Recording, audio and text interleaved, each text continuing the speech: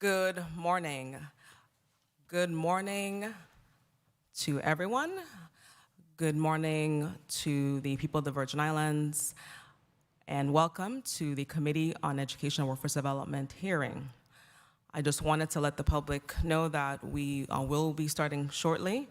Right now I'm looking for a quorum so we can begin this meeting, but we do have the testifiers for Block 1 already present here in the chambers, as well as those individuals online.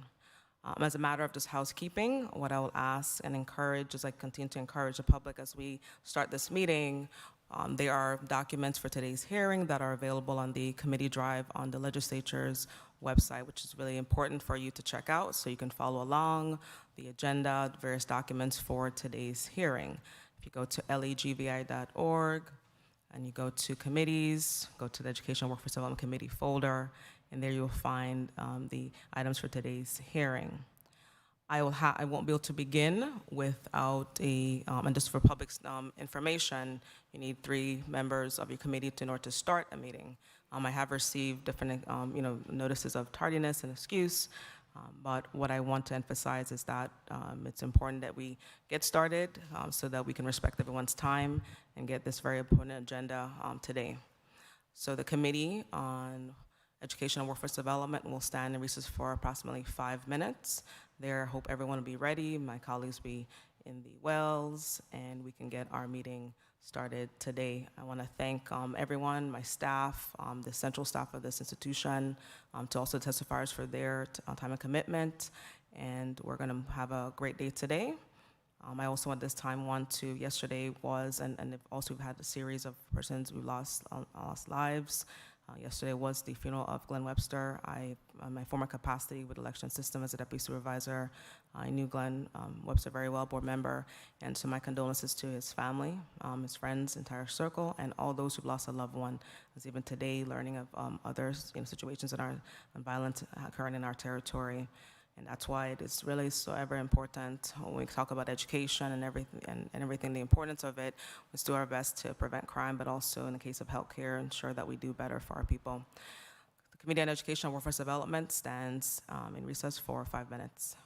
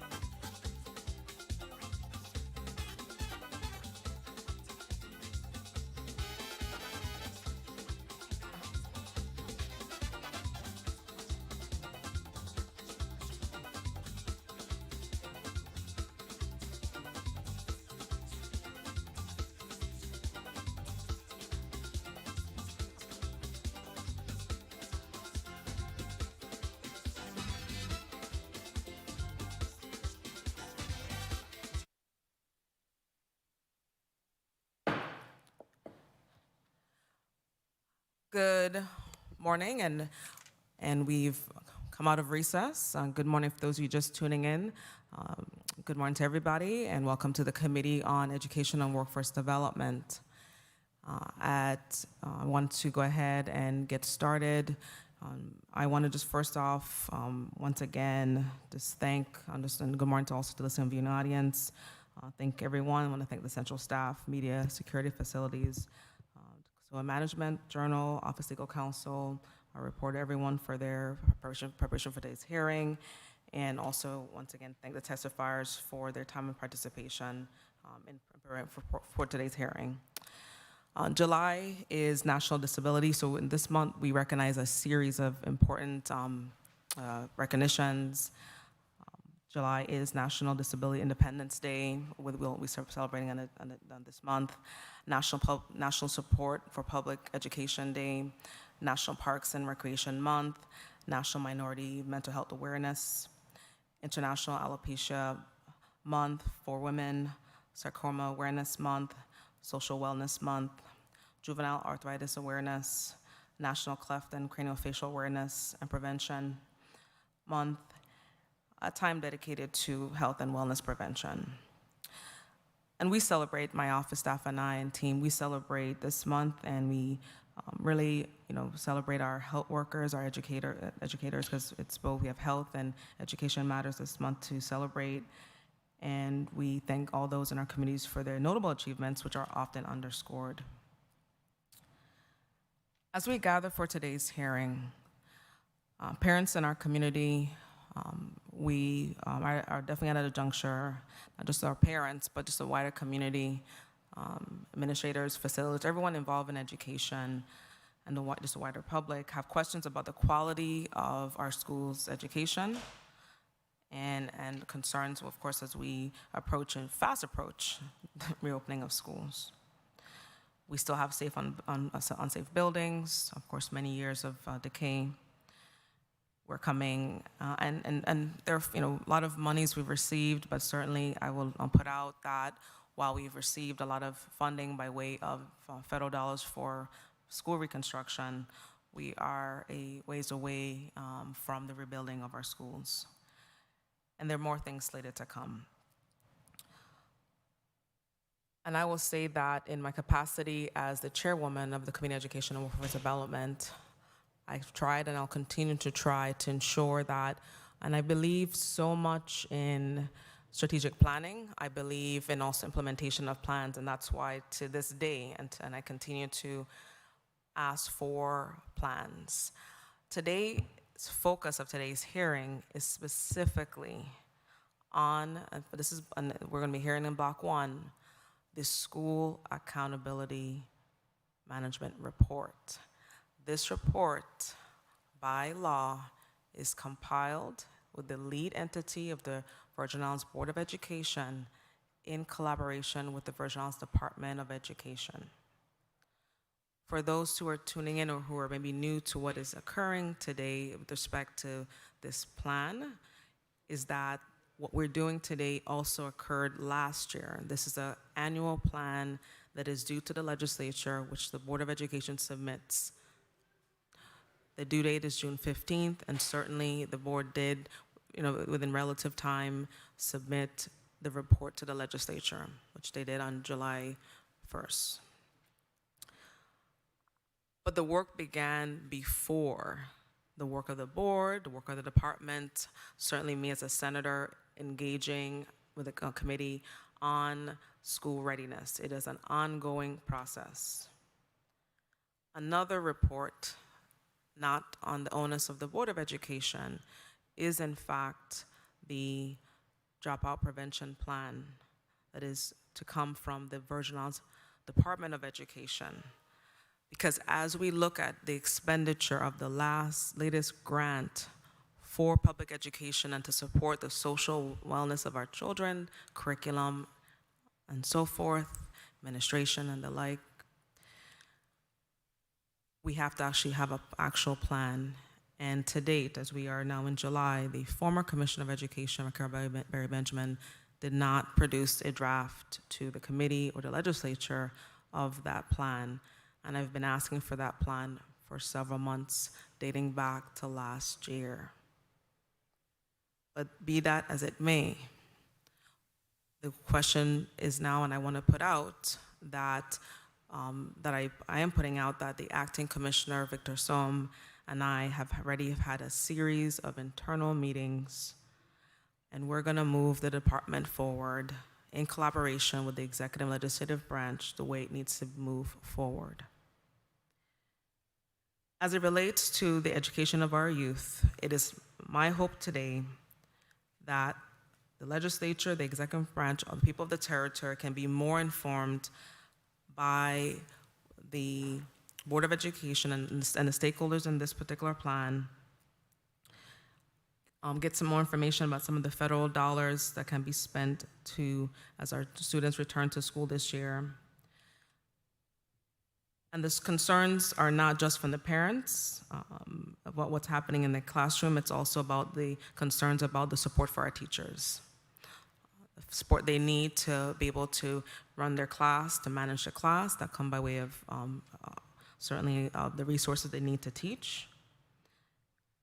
I continue to press upon the importance of professional development and the need to support our teachers. Also, as I always encourage,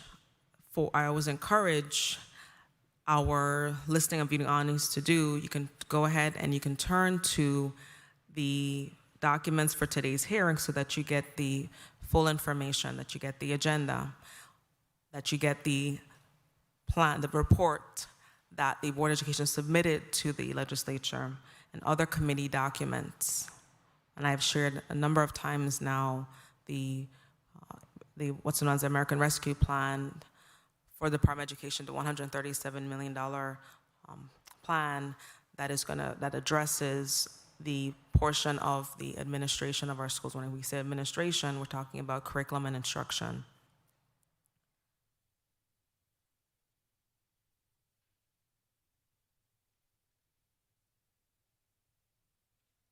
In Block 1,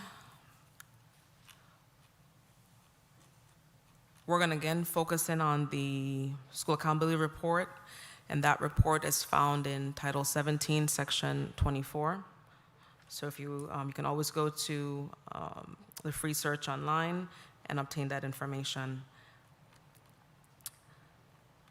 So I look forward to this hearing today, to hear from our education administrators, our stakeholders who have come here to understand our Board of Education has come here to testify. And as it relates to workforce development, it's my hope today that we can continue to prepare our children for the workforce so that they have the skills necessary to succeed. There's also components of them succeeding in the workplace, but also we have legislation on character education. We have legislation in many different areas to support, but if it's only on paper and it's not acted upon, our children won't receive the benefit that they need to receive. Secondly, on today's agenda, Block 2 is the legislation that I've offered to address the teaching of Virgin Islands and Caribbean history in our schools. The mandate for the teaching of Virgin Islands and Caribbean history from kindergarten to 12th grade, and we of course even have our granny pre-Ks, so the focus would also to be that it includes our preschoolers. It is a long-standing issue. Not only am I offering the legislation in order to address the long-standing issue of the teaching of Virgin Islands Caribbean history statutorily, but I've also reconciled there's some confusion in the file, there's some duplication. So that's also our role as legislators, working with the legal counsel and the code advisor to look at when laws have to be amended so there could be what's known as congruent, and we can avoid having to go to court. Of course, the litigants are in court because it's not taking place. We are not, in fact, teaching our children Virgin Islands and Caribbean history, and I know especially we're not teaching the Caribbean history from kindergarten to 12th grade. Madam Clerk, will now proceed with roll call. Roll call and on today's attendance. Senator Donna A. Fred Gregory. Senator Donna A. Fred Gregory, absent. Senator Kenneth L. Gittens. Senator Kenneth L. Gittens, absent. Senator Carla J. Joseph. Senator Carla J. Joseph, present. Senator Milton E. Potter. Senator Milton E. Potter, absent. Senator Janelle K. Sorrow. Senator Janelle K. Sorrow, absent. Senator Kurt A. Violet. Senator Kurt A. Violet, absent. Senator Genevieve R. Whitaker. Present. Senator Genevieve R. Whitaker, present. Madam Chair, you have 2 present, 5 absent. Thank you, Madam Clerk. And do we have any correspondence regarding anybody's absence or tardiness? Yes, Madam Chair. Please read those correspondence into the record. Letter from Janelle K. Sorrow, Senator, 34th Legislature of the Virgin Islands, dated July 15, 2022. Dear Chairwoman Whitaker, this letter serves to inform you that I will be tardy to the Committee on Education and Workforce Development meeting scheduled for Friday, July 15, 2022, in the Fritz E. Loetz Conference Room in St. Croix. I apologize for any inconvenience, and I look forward to participating in the discussion upon my arrival. Thank you in advance for your understanding. Respectfully submitted, Janelle K. Sorrow, Senator. Letter from the Honorable Kurt A. Violet, Senator, 34th Legislature of the Virgin Islands, dated July 15, 2022. Dear Senator Whitaker, I will be late for today's Committee on Education and Workforce Development meeting due to a previous engagement. I apologize for any inconvenience this may cause, and I look forward to participating upon my arrival. Thank you for your kind consideration in this matter. Respectfully, Kurt A. Violet, Senator, 34th Legislature of the Virgin Islands. Madam Clerk, we have Senator Potter who has joined us. Please mark Senator Potter as present. Yes, ma'am. Okay. And Letter from the Honorable yes. Kenneth L. Gittens, Senator, 34th Legislature of the Virgin Islands, dated July 15, 2022. Dear Senator Whitaker, please excuse my late arrival to the Committee on Education and Workforce Development hearing scheduled for today, July 15, 2022. I had a scheduling conflict, and I am attending to another matter. I will be in attendance as soon as possible. I note the importance of the agenda's lit items to be discussed and ask that any additional information shared before my arrival that is not in the committee drive be forwarded to my office. Thank you in advance for your understanding. Sincerely, Kenneth L. Gittens, Senator, 34th Legislature of the Virgin Islands. Madam Chair, those are the correspondence. Thank you. Thank you, Madam Clerk. Okay, would you proceed with reading the agenda into the record? Agenda for the Committee on Education and Workforce Development hearing for July 15, 2022. The Committee on Education and Workforce Development has scheduled a hearing for Friday, July 15, 2022 at 10 o'clock a.m. in the Fritz E. Loetz Conference Room on St. Croix. Block 1. The committee will receive testimony regarding the status of the 2022-2023 reopening of schools, specifically the School Accountability Report addressing the safety, health administration, maintenance, and overall operation of the schools, as outlined in the Virgin Islands Code as follows. Title 17, Section 24, School Management, Accountability, A. The Board of Education shall, 1, in consultation with the Department of Education, conduct a thorough annual assessment and evaluation of all public school facilities, school guidance division, and school administration in the territory. 2A, in consultation with the Commissioner of Education, develop and adapt the standards and guidelines for conducting a comprehensive annual inspection, assessment, and evaluation of all public facilities, school administrations, and school guidance divisions in the territory. And B, in consultation with the Department of Health Environmental Division, the Department of Labor, USHA, and the Department of Planning and Natural Resources, make the decision via certification prior to the commencement of every school year that all public schools inspected are environmentally safe. 3, utilize the services of the Department of Planning and Natural Resources, Public Works, Health, Environmental Health Division, Occupational Health and Safety, OSHA, and the fire services to carry out the prevention of the provisions of this section. Invited testifiers, Victor Somme III, Acting Commissioner, Virgin Islands Department of Education, Dr. Kyza Callwood, Chairman, Virgin Islands Board of Education, Justa E. Encarnacion, Commissioner, Virgin Islands Department of Health, Jean-Pierre L. Oriel, Commissioner, Virgin Islands Department of Planning and Natural Resources, Gary Malloy, Commissioner, Virgin Islands Department of Labor, Darrell George, Director, Virgin Islands Fire Services, Derek Gabrielle, Commissioner, Virgin Islands Department of Public Works. Block 2. The committee will receive testimony on the following bill.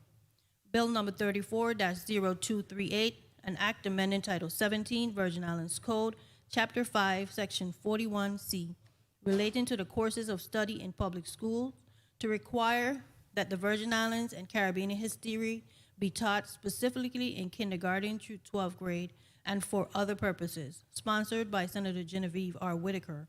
Invited testifiers, Victor Somme III, Acting Commissioner, Virgin Islands Department of Education, and Dr. Kyza Callwood, Chairman, Virgin Islands Board of Education. Madam Chair, that is the agenda.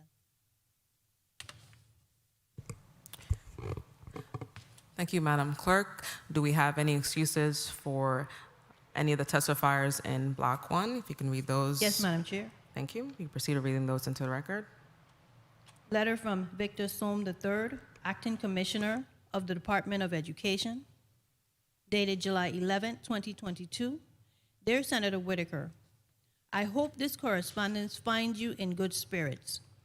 Thank you for the invitation to testify at the Committee on Education and Workforce Development on Friday, July 15, 2022. As I explained to you last week and your staff, your Chief of Staff today, I must attend to a pressing medical issue on July 15, 2022, outside of the territory, and will not be able to attend in person or virtually. Additionally, key staff needed to participate in the hearing will also be out of the territory, specifically Dr. Renee Charleswell, Deputy Commissioner of Curriculum and Instruction, Dr. Leone Wells Hadrington, Chief Operations Officer, Dr. Stefan V. Jurgen, Insular Superintendent, St. Thomas, St. John District. I sincerely apologize, as I fully intend to cooperate and work harmoniously with the first branch of government and the Committee on Education and Workforce Development. I assure you that I understand the importance of the hearing, but staff needed to provide vital information will be unavailable at that time. If necessary, I will be willing to meet with you after hours or even on a weekend, Saturday. You may contact me at 340-201-6307 for further discussion. Thank you. Respectfully, Victor Somme III, Acting Commissioner, Department of Education. Letter from Derek Gabrielle, Commissioner, Department of Public Works, dated July 13, 2022. Dear Senator Whitaker, this correspondence serves to acknowledge receipt of your invitation dated July 7, 2022, to offer testimony at the Committee on Education and Workforce Development hearing on July 15, 2022. Due to a scheduled conflict, I will not be able to attend the hearing. Please feel free to contact my office if you need further assistance. Sincerely, Deborah Gabrielle, Commissioner, Department of Public Works. Letter from Gary Malloy, Commissioner, Virgin Islands Department of Education, dated July 13, 2022. Dear Senator Whitaker, I am in receipt of your revised invitation and updated agenda for the Committee on Education and Workforce Development meeting scheduled to be held on Friday, July 15, 2022 at 10 o'clock a.m. at the Fritz E. Lewis Conference Room on St. Croix. Unfortunately, I will not be able to attend. As you may know, the Virgin Islands was recognized nationally for the success of our Jobs for America Graduates, JAG program. The Virgin Islands received the prestigious 5 out of 5 state award. Several members of our JAG VI team and I are out of the territory. We are participating in a JAG National Training Seminar that begin on July 11th and ends July 15th. With great respect, based on this conflict, we are unable to attend this hearing. I welcome the invitation at another time. Respectfully, Gary Malloy, Commissioner, Virgin Islands Department of Labor. Letter from Jean-Pierre L. Oriol, Department of Planning and Natural Resources, dated July 14, 2022. Dear Senator Whitaker, my apologies for not being able to attend the hearing scheduled for July 15, 2022 to discuss the role of the Department of Planning and Natural Resources in relation to school management accountability. I have previously scheduled meetings that prevent my attendance at the hearing. What I can provide at this time is that DPNR, pursuant to its role as outlined in 17 VIC, subsection 24A, 2B, is scheduled to participate in a school tour in the District of St. Croix on July 20th and July 21st to assess the readiness of schools for the opening of the 2022-2023 school year. We are also awaiting confirmation of the date that the school tour will take place in the District of St. Thomas, St. John. Members of my permits and environmental protection staff in both districts will assist in assessing compliance with health and safety regulations. Until the tour takes place, this is the extent to which we can speak to the readiness of the school to open for the 2022-2023 school year. My apologies once again for being unable to attend the hearing on July 15, 2022. Sincerely, Jean-Pierre L. Oriol, Commissioner, Virgin Islands Department of Planning and Natural Resources. Madam Chair, those are the excuse letters. Thank you, Madam Clerk.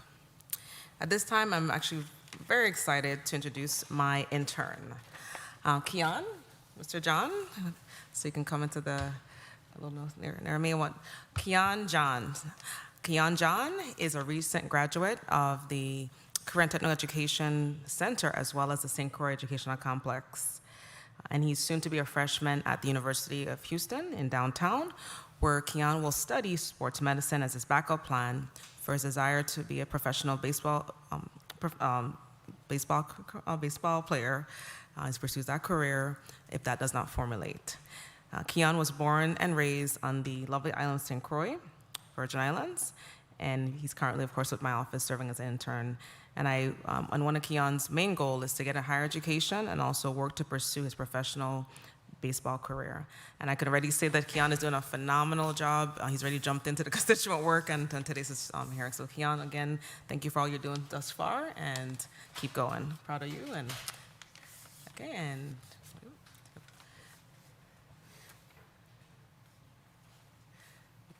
for those who are just taking a quick picture of Keon, and to all the interns, for all the staff members and all the interns throughout government, just continue to do well.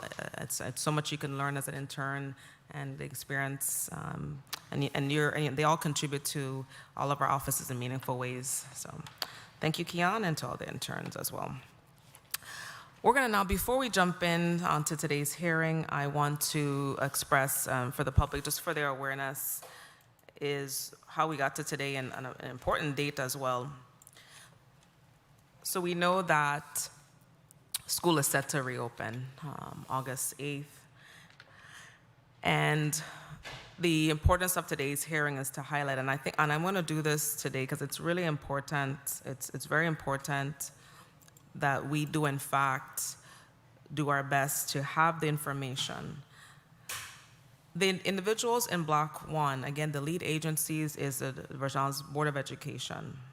The lead agency, lead board responsible for this report to be put together. But all the other agencies, and I'm going to go down and give you each one of them, but I want to emphasize, because the public, and just for public to understand, and I'm going to read the law into the record because I think it's really important that we understand. Once again, Title 17, Section 24. The Board of Education shall, number 1, in consultation with the Department of Education, conduct a thorough annual assessment and evaluation of all public school facilities School Guidance Division, and school administration in the territory. 2, in consultation with the Commissioner of Education, develop and adopt the standards and guidelines for conducting a comprehensive annual inspection, assessment, and evaluation of all public school facilities, school administrations, and school guidance divisions in the territory. And B, in consultation with the Department of Health, Environment Division, the Department of Labor, OSHA, and the Department of Planning and Natural Resources, make the decision via certification prior to the commencing of every school year that all public schools inspected are environmentally safe. 3, utilize the services of the Department of Planning and Natural Resources, Public Works, Health, Environmental Health Division, Occupational Health and Safety, OSHA, and Fire to carry out the provisions of this section. These departments shall submit a report as provided in subsection D of this section, which shall include A, the identification of the major maintenance needs of the school, B, the schedule of completing maintenance, and C, the cost estimates for major maintenance. B, the Board of Education and the Commissioner of Education shall develop a schedule and proposed timeline for addressing areas of concern and identify through the inspection, assessment, and evaluation process. C, the Board of Education, based on the assessments made under the provisions of this section, shall make recommendations to the legislature and the governor and seek secure funding for the timely and expeditious repair and maintenance of public schools in the territory. D, the Board of Education, in consultation with the Commissioner of Education, shall make recommendations to the legislature and the governor through an annual report of its findings and recommendations based on the inspections conducted under the provision of this section no later than June 15 after the close of the school academic year. The report shall include the findings of administrative deficiencies and recommendations for addressing the deficiencies. 2, findings of guidance and counseling deficiencies and recommendations for addressing the deficiencies. And 3, identification of strengths and weaknesses of each school to include achievement and standardized test scores and statistics for dropouts, attendance, college entrance, and vocation program entrance. So that is once again Title 17, Section 24. The Public Works in particular, and I want to emphasize that that wasn't the first time that I engaged Commissioner Derek Gabriel on Public Works' role and responsibility with respect to the role of Public Works in the plan. It is important, so even before promulgating the plan, it was important for Public Works to be part of the process. Department of Health, it's the same, because we're going into this last year, as I addressed the report, last year's report, going into this year as well, was the relevant stakeholders. They were addressed even within the first week of office, as I addressed them, and then we had a series of hearings and the like. It is good now that they're going to be, the PNR is going to be engaged in the tour, and of course now that the Department of Education is engaging them, but we are just a few weeks away. So in reality, a lot of this should have taken place before the board was compiling the report. But we are where we are, and we can only move forward and learn from this. But this would not be the first time that I engaged Public Works, Department of Health, OSHA, because even last year, OSHA, Ricky Dean Andrews was before this committee for last year's report, so it's just we do this as a routine, but more than a routine, we have to see that the work is done. The other issue and the issues we're facing is the certifications. I read it, but we can, again, that's available on the public drive, the information, that section 24, but they were required to provide certifications. We have to shift. We have to move in a much more productive way in order for us to put together a good report, and then us as a body making those actions with respect to the report. I commend the Virgin Islands Board of Education, because I've been tracking this report for quite a number of years before becoming a senator as well. and the report continues to evolve. But the board, in putting together the report, is not the body that's going to execute it. It's a responsibility of the Department of Education.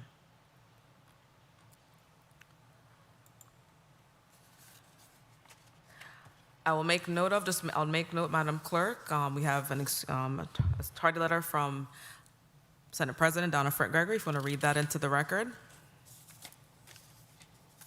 Letter from the Honorable Donna A. Fred Gregory, President, 34th Legislature of the Virgin Islands, dated July 15, 2022.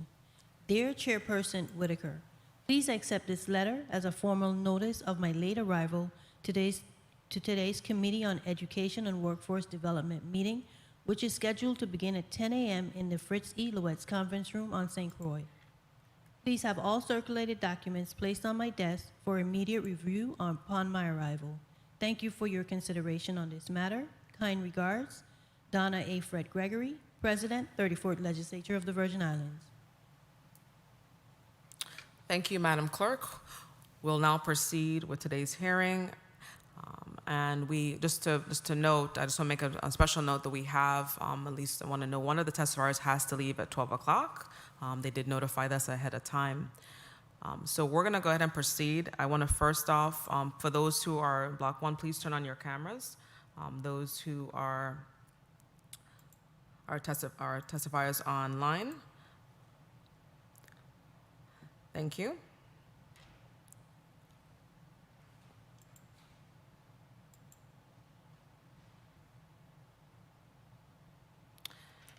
Okay, I think I see everyone. Thank you, and welcome for those who join us on via Teams. Please raise your right hand. That's those in the well as well. Please raise your right hand. As I read, pursuant to Rule 507B of our rules, and just you say I do after I repeat the statement. Do you solemnly affirm under penalty of perjury that the testimony you will give to this committee will be the truth, the whole truth, and nothing but the truth to the best of your knowledge and belief? Okay. I didn't hear the folks online. I did. Thank you. Yes. Thank you. Okay. Alrighty, our first testifier for today's hearing is the Virgin Islands Board of Education. And here we have in the well today, Dr. Kyza Callwood. We also have Executive Director, Dr. Stephanie Berry, and the board committee chairperson of the committee that deals with the facilities, Emmanuel Perez Cassius. Thank you. Okay. And welcome. You may proceed with your testimony, Dr. Callwood. Good morning, Honorable Chairperson Genevieve Whitaker, members of the Committee on Education and Workforce Development, other members of the 34th Legislature present, and the listening and viewing audiences. I am Dr. Kyza A. Callwood, Chairman of the 20th Virgin Islands Board of Education, here on After the Board or VIBE. With me today are Board Member Emanuela Perez Cassius, Chairperson of our School Plans and Facilities Committee, and Dr. Stephanie Berry, our Executive Director. I provide the following testimony as it pertains to the VIBE School Management and Accountability Report, SMAR, for the 2021-2022 school year. By way of background, the Virgin Islands Board of Education annually submits the SMAR to the Virgin Islands Legislature in accordance with 17 Virgin Islands Code, subsection 24, School Management Accountability. The VIBE created the 2021-2022 school year report to provide all VI stakeholders with critical data about the infrastructure of the Virgin Islands public school system. It must be clear that the SMAR is not a report on the state of public education. Instead, it is an assessment based on the available data concerning the territory's public schools and VIBE School Plans and Facilities Committee's multiple walkthroughs during the report period. As such, the scope of a report is limited to providing legislative recommendations for evaluating all public school facilities, school guidance divisions, and school administration in the territory. In lieu of reading the entire SMAR report, which is attached to this testimony for ease of reference, I would highlight the VIBE's findings, concerns, and recommendations for the three main areas required by statute. Public school facilities. 17 Virgin Islands Code subsection 24 allows the VIBE to utilize the services of the Departments of Planning and Natural Resources, Public Works, Health, Environmental Health Division, Occupational Health and Safety, OSHA, and the Virgin Islands Fire Service to carry out the provisions of this section. The VIBE requested information from these departments included, but not limited to, A, identification of the significant maintenance needs of the school, B, the schedule for completed maintenance, and C, the cost estimates for major maintenance. In addition to information gathered from SPF committee walkthroughs during the report period, reports were received from Fire Services, Arson and Fire Prevention, and the Department of Health's DOH Environmental Health and the Child Care and Regulatory Services Division. The review focused on facilities operation, infection control, and food and water safety. Detailed walkthrough inspection forms and reports from St. Croix Fire Services and the Department of Health were included in the SMAR. The VIBE reviewed the responses from the previously mentioned requests to all auxiliary agencies listed in the VI code for a comprehensive assessment and evaluation of all public schools.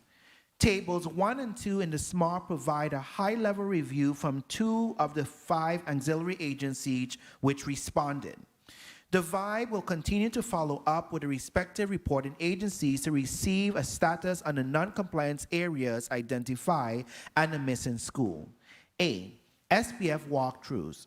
The chart included in the SMAR identified areas of concern based on members' observations during the school walkthroughs. These areas will be revisited during the upcoming walkthroughs and discussion with the VIBE. The VIBE reviewed the responses to previously mentioned requests to all auxiliary agencies listed in the VI code for a comprehensive assessment and evaluation of all public schools. I think I read that already. B, arson and fire prevention. The unit reported on items to include lack of exit signage, missing smoke detectors, expired fire extinguishers, occupancy limits, leaking roofs, inoperable exhaust systems in the kitchen, leaking roofs and poor drainage system creating fall hazards, and inoperable panic bar systems. There were no reports provided from the St. Thomas St. John district, and not every school was reported on in the St. Croix district. C, Environmental Health Child Regulatory Services. The health inspection performed focused on the area of food service and formal complaints received from concerned citizens. Numerous infractions were found, including mold around coolers, drainage concerns, fencing and playground equipment in disrepair, lack of outlet protectors, issues with pest control, access to toilets and sinks, and leaking roof. Compliance orders were presented to the School Lunch Authority regarding related infractions. DOH conducted a follow-up inspection, and the School Lunch Authority received a full compliance confirmation. The DOH did not report on every schools in the district.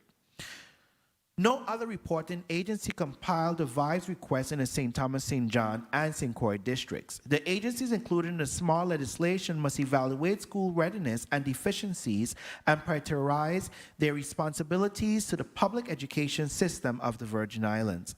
The reports submitted to the VIBE are systematically and historically deficient and do not reflect a true and accurate assessment of our public school facilities within the context of the jurisdictional authority. The VIBE general concerns and recommendation. The time it takes to communicate with VIBE through request and reply, including VIBE's follow-up and incomplete responses from VIDE, remains a challenge. The VIBE's requests must be prioritized, especially those related to health, safety, security, and regulatory compliance.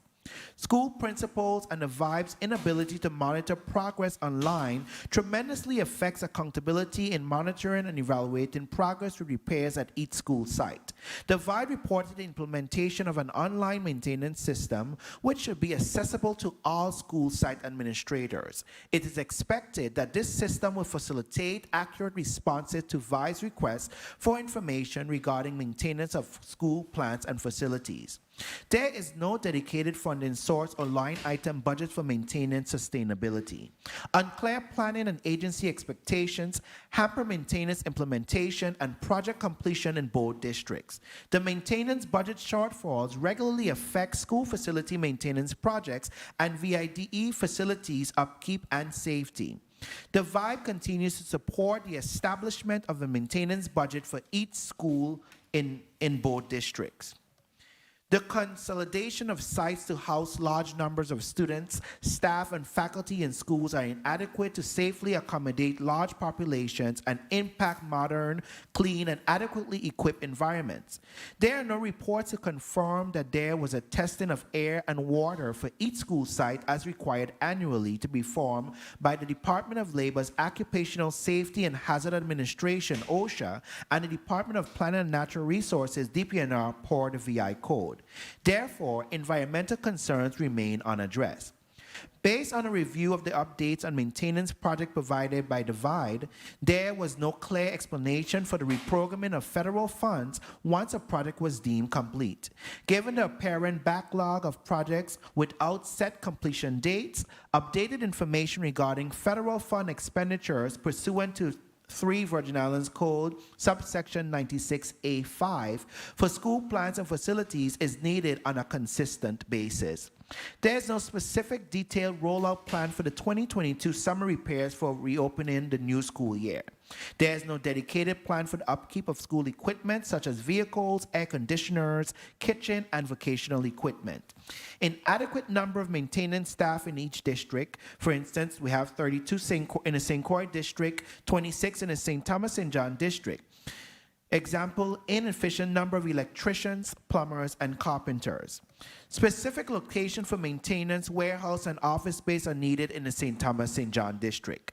Lack of timely receipt of IMPRES funding to school administrators results in site disparities. There is a need for the establishment of an interagency school plan construction, maintenance, and capital project reporting and tracking process to improve project completion accountability.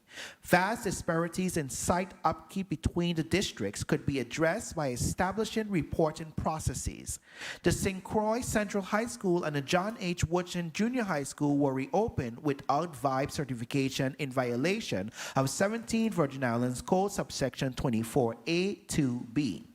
In the absence of school principal reports, there can be no determination as to the school plan needs and the impact of consolidating schools on administration, guidance, counseling, and maintenance. There is no data presented that delineates implementation and evaluation of strategies and programs facilitated through the guidance counseling divisions, which is the department purported to have been done throughout the school year to address matters such as social, emotional, mental health, behavioral concerns, academic transition resulting from the pandemic, virtual learning, and school consolidation. Safety and security concerns. The VIBE Facilities Unit asserted that their approach has been to conduct true assessments of these facilities and create a plan to address those critical needs that affect safety and security issues. Safety issues are a significant concern, particularly with the merger of school campuses in both districts. The VIBE visited some school sites as recently as June 3, 2022, to identify the level of preparation for campuses have done to address such challenges as school fighting, active shooters on campus, student earthquakes, and fire drill. There is no evidence of a clear plan to address the excessive school fights and school safety. The security challenges inherent in the territory's open campuses are further exacerbated by downed fence lines, broken doors, and gates. Campuses still have inadequate lighting and open perimeters that are not supervised but are easily accessible to outsiders during the school day. The new Charlotte Amalie High School annex, for example, is easily accessible to outsiders, has inadequate school security personnel, and is enclosed by glass without blinds or shutters. Other concerns identified in campuses include school intercoms are either missing or non-existent throughout the entire campus. Walkie-talkies are available but not adequate to assist with large-scale incidents. School cameras are non-operational since 2017 hurricanes.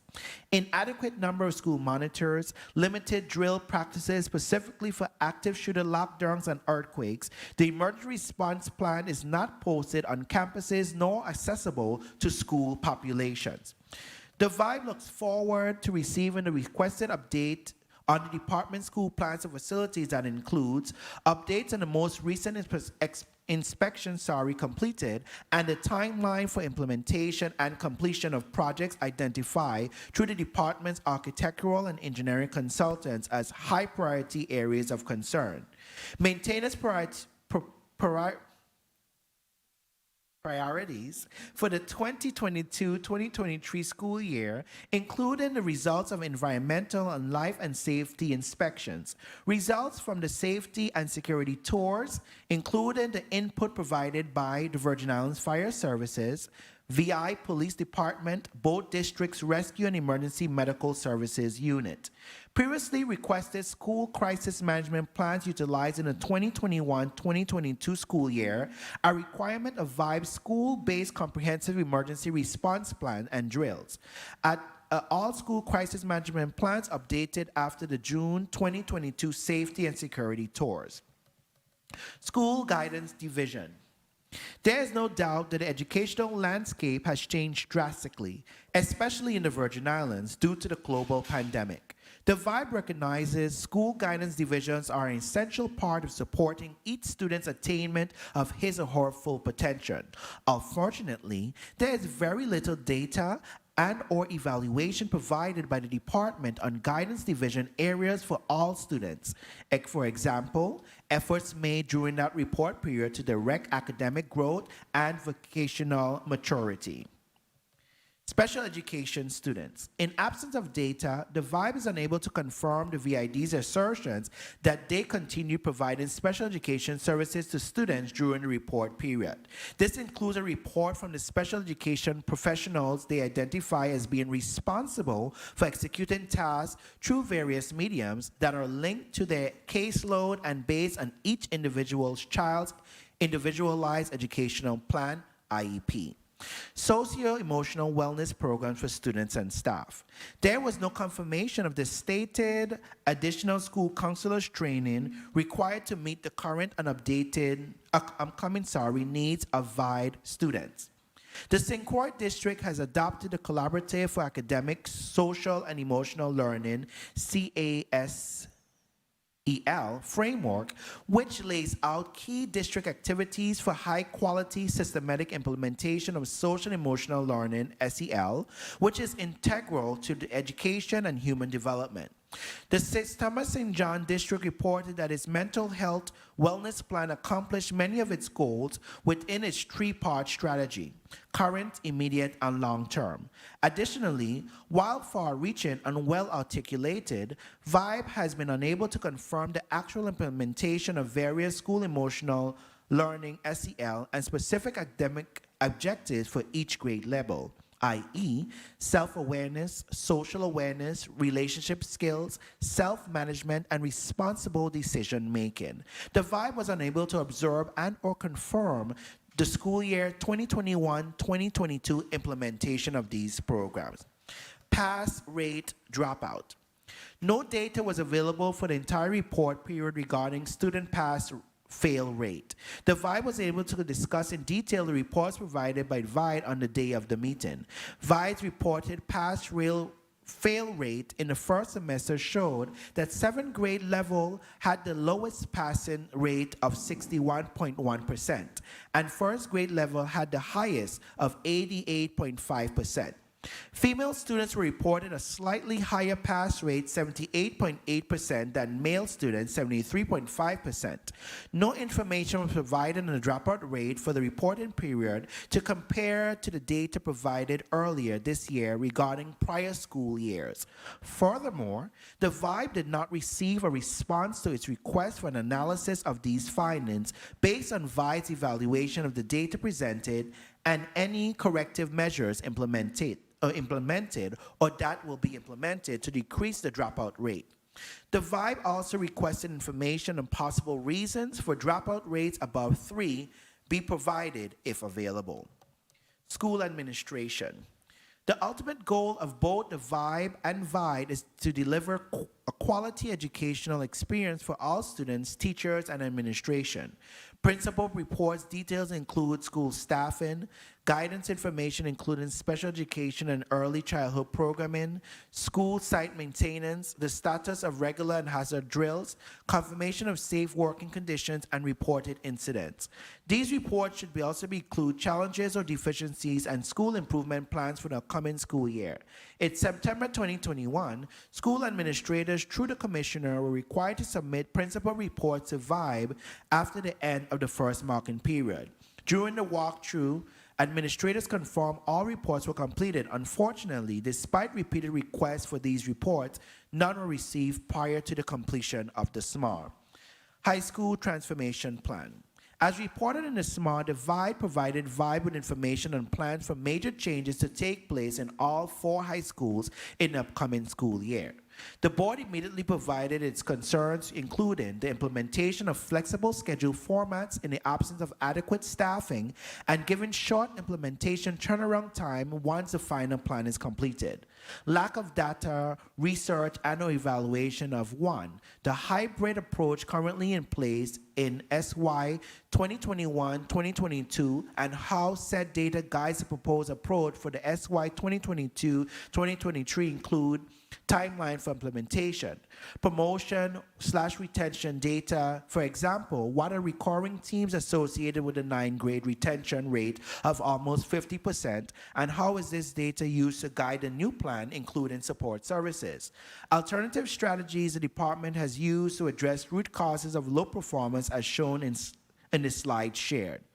Assessment platforms and tools utilized to support student success. The maximum class enrollment versus decreasing student population. What realistic impact will this change have on improving the school proficiency data represented in VIDE's presentation? The current process for evaluating, coaching/mentoring, and when necessary, disciplining underperforming school personnel. Student retention is an indicator of how well a school ensures academic success and promotion/graduation. Few details on the new program offerings and how and when they will be implemented. For example, virtual, in-person, grade levels, scheduling, impact on graduation, requirements, etc. The need to review the reference principal master plans and/or any documentation to support proposed changes to the current block schedule, including documented feedback from principals, irrespective of whether they are in favor or opposed.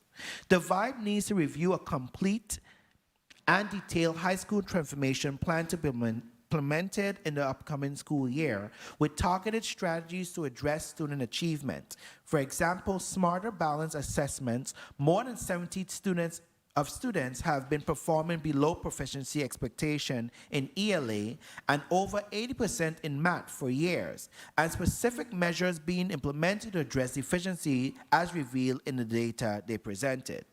VIVA, Virgin Islands Virtual Academy. As reported in the SMART, the Virgin Islands Virtual Academy, VIVA, was represented by VIDE as a pilot program to address teacher shortages and to address the needs of students who may have had underlying conditions preventing them from attending school in person. VIDE did not inform VIDE that VIVA would be a permanent online school as part of the educational product.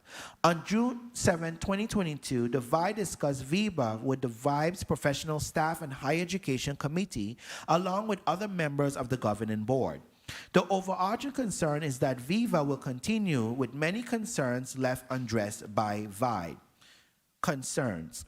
The VIDE maintained its position, that VIVA is a program, not a school. However, VIDE has assigned VIVA its own administrators, counselors, specialists, etc., which are key components with a standalone school environment. As it pertains to the Smarter Balance and iReady assessments, VIDE did not confirm that Viva students were allowed to go to their home school to test, and the data reports regarding student performance, including grades, attendance, and standardized test results, disaggregated by grade level, school, and subject/courses are available.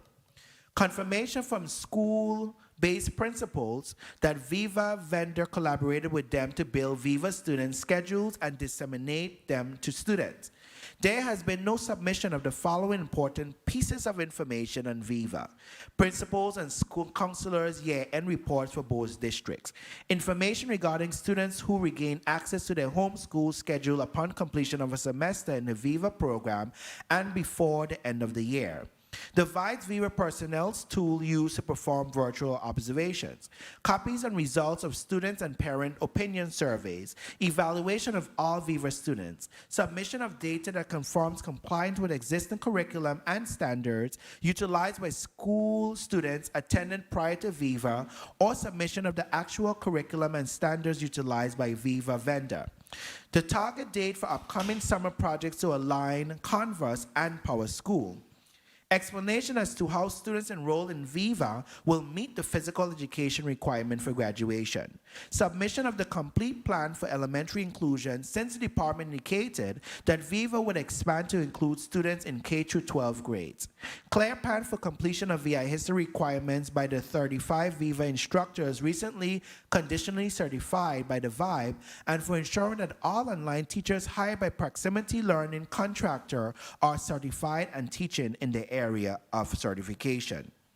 Recommendations for online learning. While VIBE recognizes the value of online learning and embraces that VIBE efforts to provide options and address teacher shortages, the board requires that VIBE provide critical information on such a major initiative that impacts students' education. There must be frank conversations, genuine collaboration, monitoring and evaluation, and data reports to ensure that our students are getting the best possible learning experiences. Expansion to involve all students from kindergarten can present getting the best possible learning experiences. Expansion to involve all students from kindergarten can present other challenges that should be given consideration. A thorough analysis of Viva, its challenges and successes, as well as student and staff data, so that decisions can be made for continuation and improvements to Viva. Both, above all, there must be submission of a clear plan of continuation of Viva in the 2022-2023 school year, including criteria for student acceptance in Viva, local staffing, VIDE observations and evaluation protocols, access to students' daily attendance and grades by home-based principals, and other issues related to how students will meet promotion and graduation requirements. 20th Virgin Islands Board of Education 2021-2022 recommendation for VIBE and the legislators. Funding. The VIBE recommends that the legislature provide funds specifically to provide school sites and facilities greater security and safety measures, in addition to much-needed interagency online tracking database, school ground maintenance equipment, and ongoing environmental monitoring of air and water quality in all occupied school plants and facilities. Jurisdictional authority. The VIBE requests authority under the law to authorize the opening and closing of schools, including emergency shutdown or permanent site closures. The VIBE recommends amending 17 Virgin Islands Code subsection 24.3 language to 1. Require auxiliary agencies to annually submit a report as provided in subsection D of this section, and 2, establish a clear timeline and deadline for submission of this report. For example, no later than 30 days following the start of the school year. We also recommend all reports from said agencies be simultaneously submitted to VIBE and VIDE. The VIBE recommends including language under Title 17 that mandates the Commissioner of Education to report on the state of education to VIBE 2 weeks before the reopening of school to inform all education stakeholders. The VIBE recommends adding language to Title 17 stating 60 days after receiving the SMAR, the legislature's Education and Workforce Development Committee shall hold a hearing to address concerns and recommendations made by VIBE. Administration recommendation. The VIBE recommends the VIBE to hire a person with education and experience in project management, mechanical and electrical engineering, planning and logistics, construction management, maintenance, and facilities management to provide oversight for school plans and facilities maintenance. It is the role of the VIBE to recommend to the legislature appropriation of funds for public schools and public education. The board has consistently supported requests to fund major repairs of schools. However, data is needed to make informed decisions regarding these responsibilities. As such, the VIBE requests the governor to support compliance with 3 Virgin Islands Code subsection 96A5 by directing the Commissioner of Education to provide VIBE with quarterly status reports on the use of federal funds received and spent. Collaboration and recommendation. The VIBE should be invited to participate in meetings with the VIBE regarding the use of federal funds and receive timely reports from VIBE on such expenditures, including project status updates. Compliance with VIBE's authority to recommend the establishment of public schools, 17 Virgin Islands Code subsection 21A, requires the VIBE to include in discussions that impact school plans and facilities, for example, school consolidations and new school construction. In conclusion, all public school facilities through the Virgin Islands are in various stages of disrepair. Given the age of our schools and the decades of inconsistent maintenance practice, process, and progress, the territory must realistically reimagine its public school facilities. The VIBE remains committed to working with the department in support of creating a safe and healthy learning environment for our students, teachers, and support staff.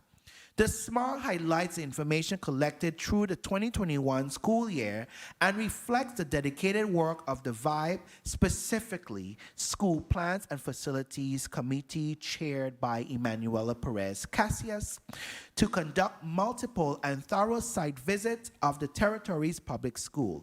We hope that the information provided will assist all lawmakers, the VI Department of Education officials, and the Brian Roach administration in making informed evaluation of the territory's public school facilities, school guidance, and school administration. We remain available to respond to your inquiries at the appropriate time. Thank you, Chairwoman Whitaker. Thank you, Dr. Callwood. And before I move to the next testifier, what I really appreciate, and you guys hit it spot on, to this body, we're going through the budgetary process. We get information that's necessary so that we can make those changes. And I will also note that as the chairwoman, I've sent numerous principals letters and requests for work orders and so on, but I haven't received them myself either. But we're going to continue to move forward. I think one day we're going to see as we continue to move forward as a people and let's get the right people in the right positions. I will also emphasize too that I did on more than one occasion attempt to revise Title 70, Section 24, and much of what Dr. Callwood just testified to as the chairman of the Board of Education. He indicated that, in fact, auxiliary entities should be mandated by law because despite the code requiring these auxiliary agencies to do so, they're not doing that.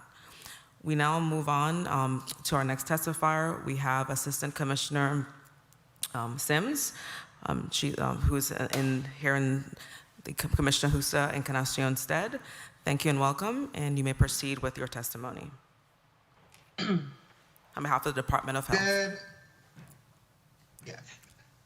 Good morning, Honorable Senator Genevieve Whitaker, Chair of Committee on Education and Workforce Development, all other members of the 34th Legislature of the Virgin Islands of the United States, and the listening and viewing audience. I'm Dr. Nicole Cragwell Sims, Acting Commissioner, while the Honorable Commissioner Hussein Kanasium is out of the territory.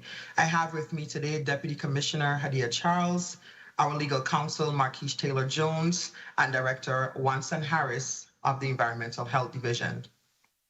Thank you for the opportunity to testify on the Virgin Islands Department of Health's position regarding the status of the 2022-23 reopening of schools, specifically the School Accountability Report addressing the safety, health administration, maintenance, and overall operations of the territory's schools. The Division of Environmental Health conducts yearly inspections at the Department of Education's school lunch program.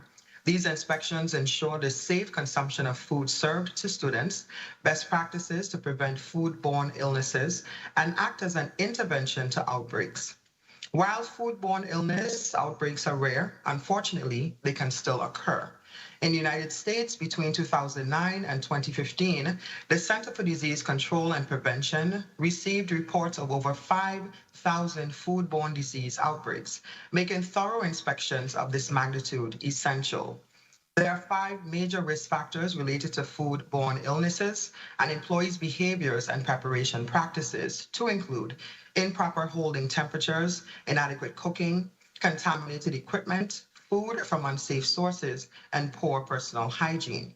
The risk-based inspections conducted by the Environmental Health Division address control for risk factors and further establish 5 key public health interventions to protect the students' health.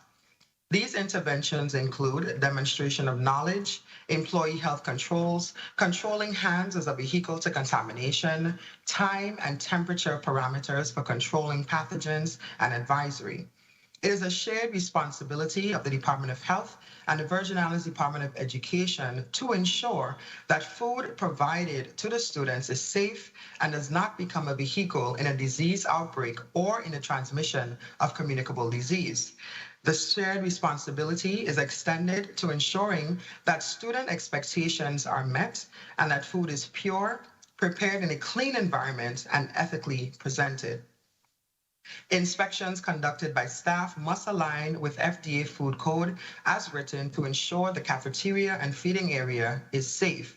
These protocols are supervision, presence, demonstration of knowledge and duties, employee health, response to contamination events, good hygienic practices, approved sources, observation, labels, and packaging, protection from contamination, time, temperature control for safety foods, consumer advisory, highly sustainable populations, food color additives and toxic substances, conformance with approved procedures, safe food and water, food temperature control, food identification, utensils, equipment, and venting and physical facilities. Further, the Department of Health works collaboratively to protect the health, safety, and wellness of the student population by offering immediate support to the Department of Education in establishing safe and reliable guidelines and increasing our capacity to respond in the event of health crises. The Virgin Islands Department of Health maintains strong recommendations prior to the opening of schools. These recommendations are based on the Department of Education's internal assessment. Ensure the schools, buildings, and facilities are appropriately cleaned and sanitized. Ensure all school restrooms are fully functional. Flushing water systems at every facility by running the water for 5 minutes. Establish a plan to frequently clean all surfaces and rooms with allowable forms of disinfectants. Outline detailed plan for managing sick students, employees, or staff members. Educate staff, teachers, and faculty on how to monitor symptoms and recognize when a student should be removed from class and sent to the school nurse.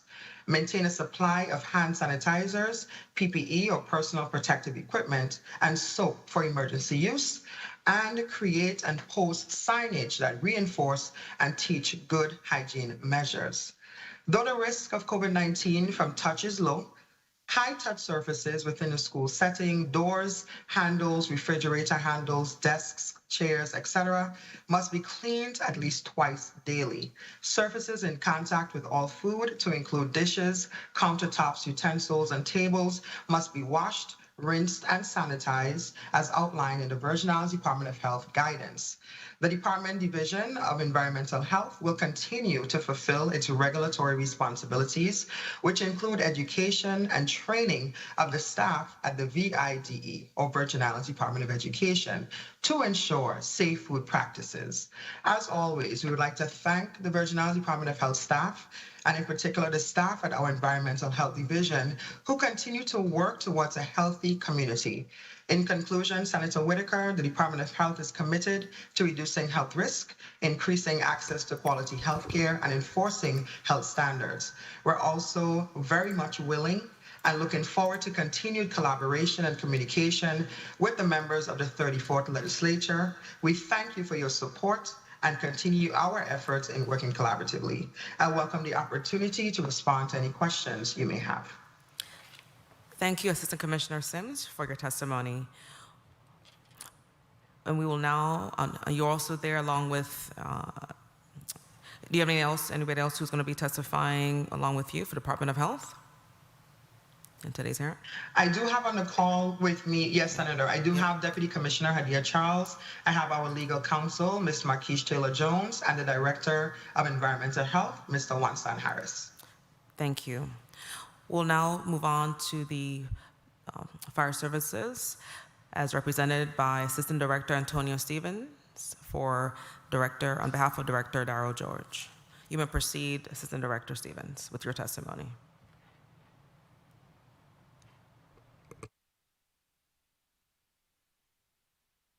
Good morning, Honorable Chairwoman Genevieve Whitaker, other members of the Committee on Education and Workforce Development, and the listening and viewing audience.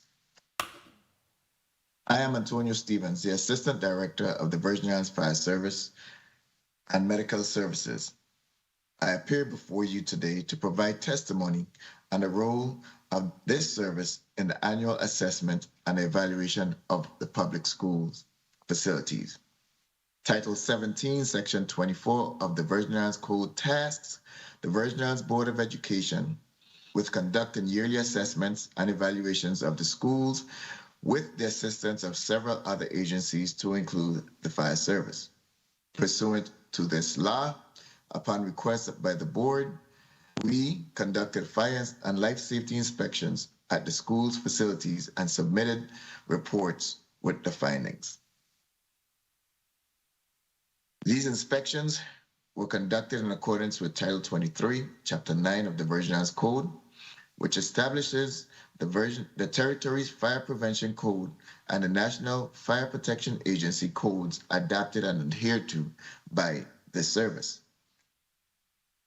As it applies to schools within a territory, prevention is the key to eliminating the conditions that may contribute to the cause of any fire or loss of life. Apart from arson, major causes of school fires include improper handling and storage of flammable liquids, overloaded electrical outlets, and excessive cumulative combustible materials. During the fire safety inspection, some of the concerns of the inspector are as follows: general housekeeping, storage of all flammable materials, timely servicing of extinguishers, installation and operability of emergency lights, the condition of covering electrical equipment and wiring, the occupancy load at exits in areas of assembly such as auditoriums, gymnasiums, and multi-purpose rooms, and the visibility of signs indicating the load and exits. The frequency of fire drills, the accessibility of emergency access points for fire department apparatus, the proper maintenance of means of egress, stairways, doors, and other exits must be in proper working condition. Exit doors must be easily opened from the side of egresses. For example, only one locking or latching device is permitted in any exit door. Locking devices that require the use of a key, tool, or special knowledge to open from the egress side of the door are strictly prohibited. Exit discharges, areas of outside the area must be clear of debris accumulations that could impede egress. A comprehensive inspection of the school includes, but is not limited to, the following: an inspection of every room and building on the school campus, including classrooms, closets, storage rooms, hallways, stairwells,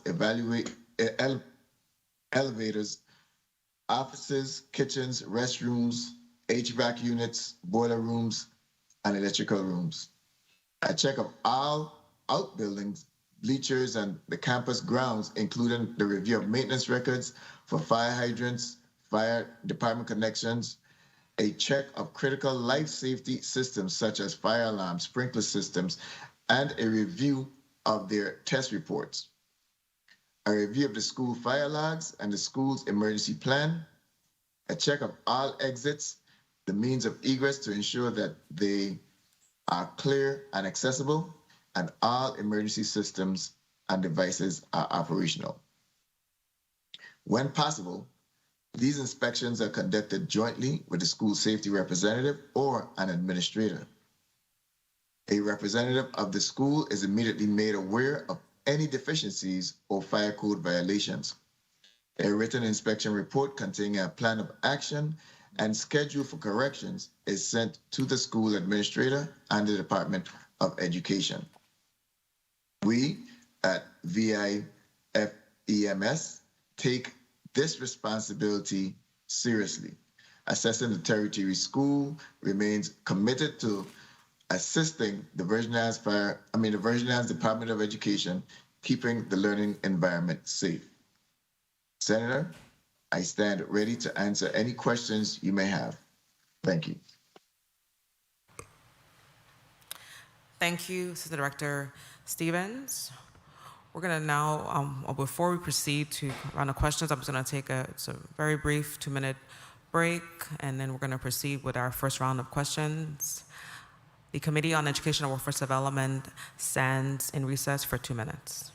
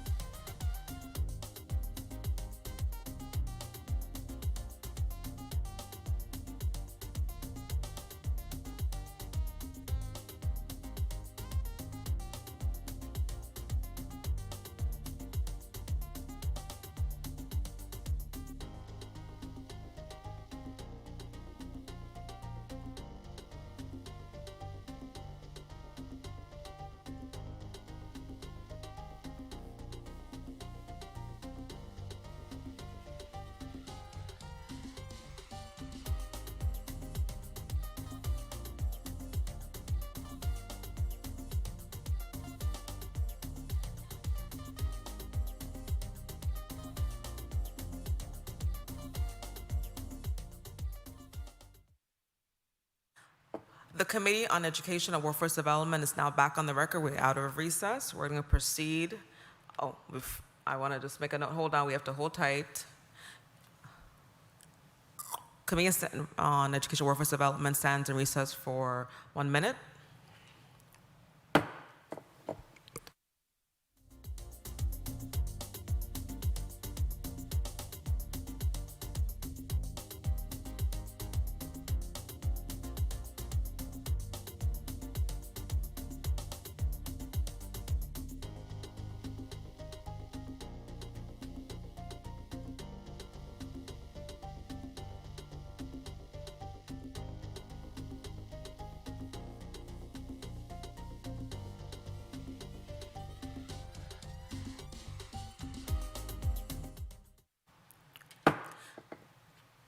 Good afternoon. If you're just tuning in to today's hearing, welcome again to the Committee on Education and Workforce Development. We're back out of recess, back on the record.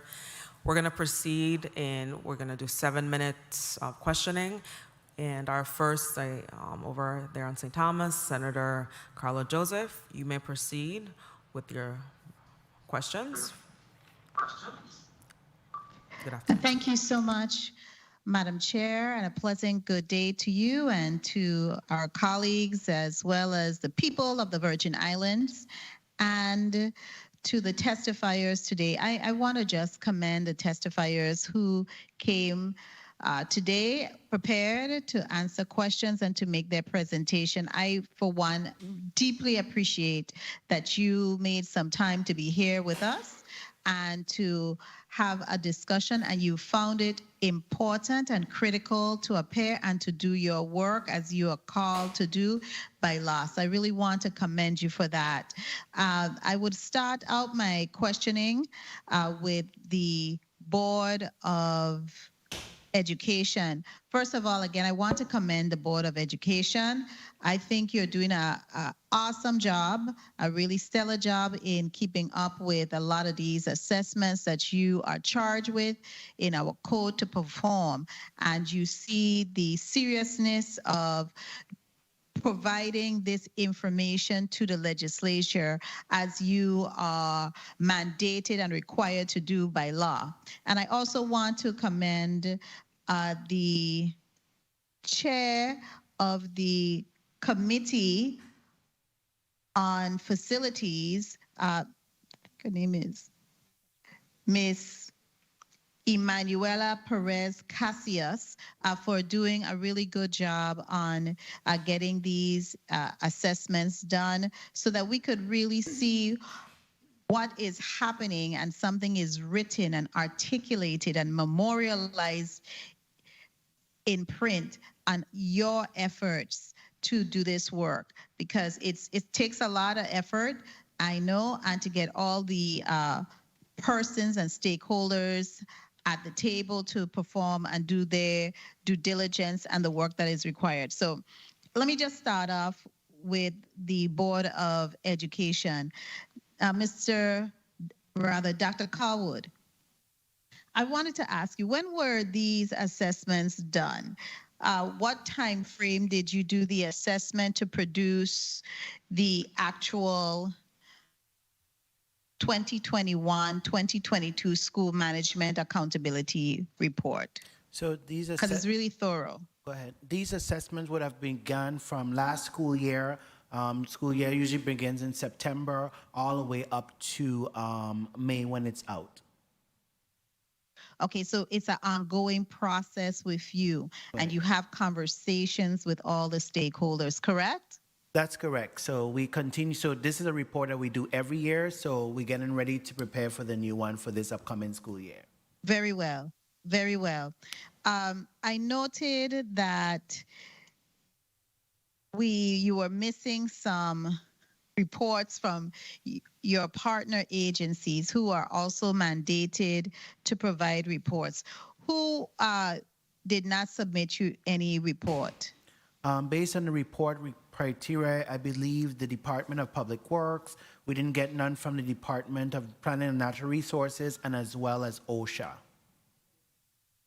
And Department of, well, that's Department of Labor, yes, through Department of Labor, OSHA. And so it's three entities that you haven't gotten any type of reporting response and they did not fulfill their requirements to provide and to do their duties.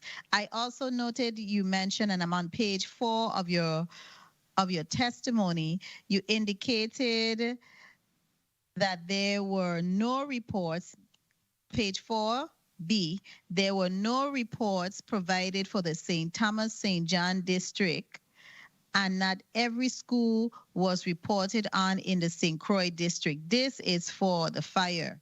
Mr. Stevens, what's happening with that? How is it you aren't reporting on every school? Which schools are missing fire prevention, arson and fire prevention reports, Dr. Callwood, from the fire services? I will have to look in the our report to give you that information if you give me a second. Yes, because it wasn't clear in your report here. And then I also noted, Dr. Sims, I don't mean to chop up on you, really. I really want to tell you I really appreciate it, but it's a little incomplete. It's incomplete work. I know everybody is busy. I know we have a lot on our shoulders, and it's how we just manage our time. So, Dr. Sims, and this may go to also the chairman of the Board of Education,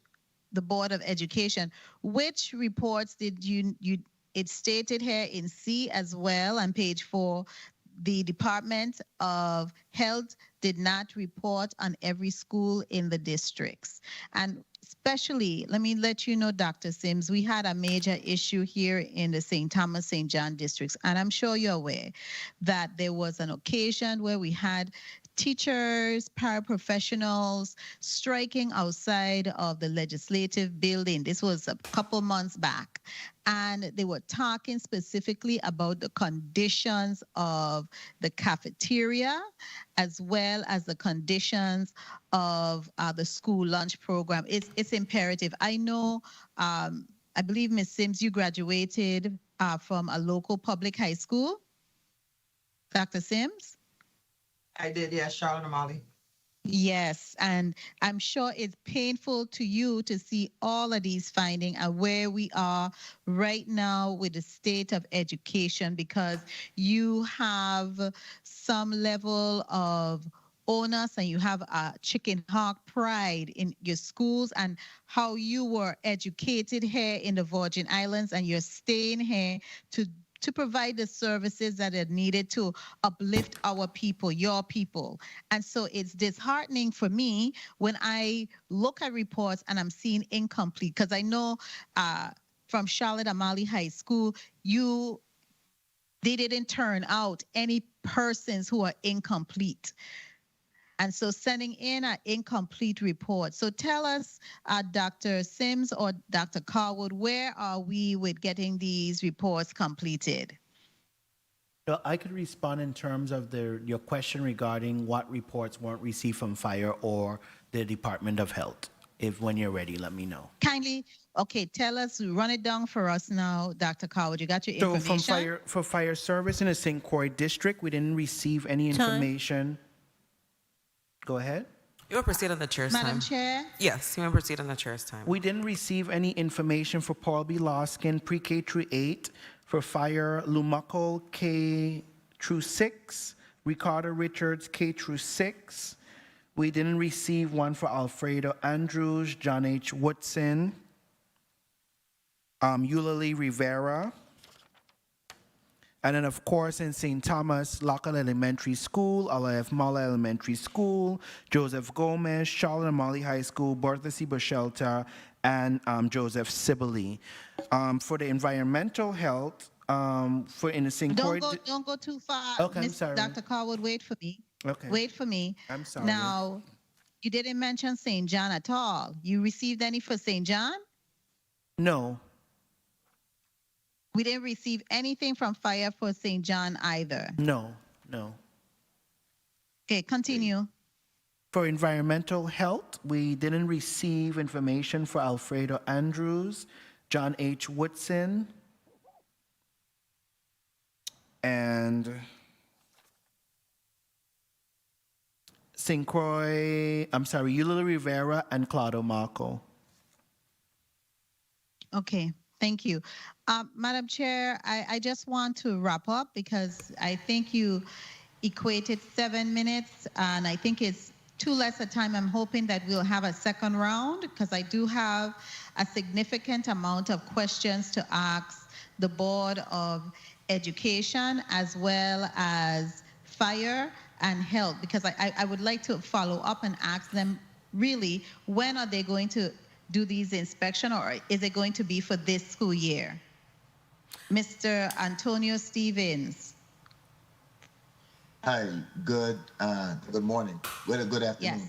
Yes. And I thank you for the question. I'm not here to have any conflict with anyone, but let me be clear. I'm looking at both reports for both districts. In the St. Croix district, the date that the report was completed was April 6, 2022. It was sent to Miss Emmanuel Perez Cassius, and the only school that was missing on that report, and it was an oversight by us, was the Lumaka School. For the St. Thomas St. John district, it was sent to Mr. Callwood. I didn't list all the schools. I could go down the list of the schools that was done, but these reports. Madam Chair, I know my time has been called, but this is vital information because it goes towards something that Mr. Callwood said about communication. So let's Senator run Joseph, this down and get this straightened out. This house have to get in order. So I agree. You would allow me, Madam Chair? Hold tight. So what I want to emphasize, it's Senator, it's okay if you go beyond the time. It's just if you look around the room and see who the number of senators are here, we're going to be fine with you doing a follow. If you just want to wrap up so we can move on to Senator Potter, then we can definitely circle back. But as you indicate, as we as committee members request additional documentation, the schools and certification reports that have not been received, that's something that we're doing during this process. And as you know, I request information following the hearings, also during the hearings, so we can also see if they would be able to, between the board and the fire service, we'll be able to reconcile their files and send to the committee those that document for which they're to validate that. But we need to move on to the next senator, but we can certainly circle back, and all of us, of course, welcome to ask your additional inquiries. Understood. So if they could complete their thoughts and their assessment and your time, Madam Chair, sure, that would be helpful. And because I have 10,000 questions to ask, and I'm hoping to get answered at least one. Thank you so much, Madam Chair, for the time. And your question was directed to Assistant Director Stevens, as well Dr. Callwood? And also Acting Commissioner Dr. Sims. Okay. And what is the exact question in terms of the schools that have not been certified? So Assistant Stevens said that he has the list that he provided to Mrs. Perez Cassius. Assistant Director Stevens, you want to provide the list of students, list of certification reports for those schools. What are the schools? I think it needs to be on the record, Madam Chair, that what was submitted by Fire, because it's represented on the record here by the Board of Education, that they were lacking certain school reports, and also Health. I think it would be beneficial for the record to be clear on that, Madam Chair. That's sure, what I'm asking, and he's about to answer. Respond at your time. And he's about to answer. Both of them will be answering. Assistant Director Stevens, and then Dr. Sims. So again, Assistant Director Stevens here, Virgin Fire Service. Senator, there was only one school that was not submitted in the St. Croix district, and that was the Little Muckle School.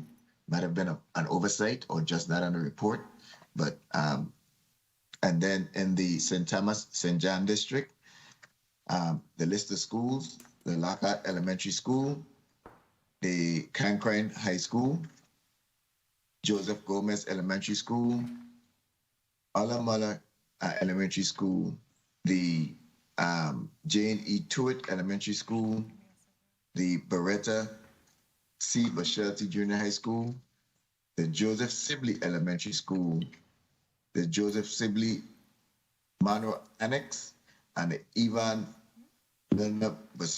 Bowski Elementary School, Charlotte Medley High School are the schools that were inspected by the Virgin Islands Fire Service.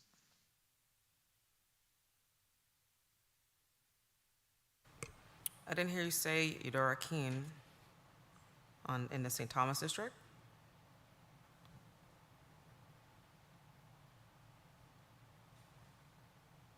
Thomas St. John district.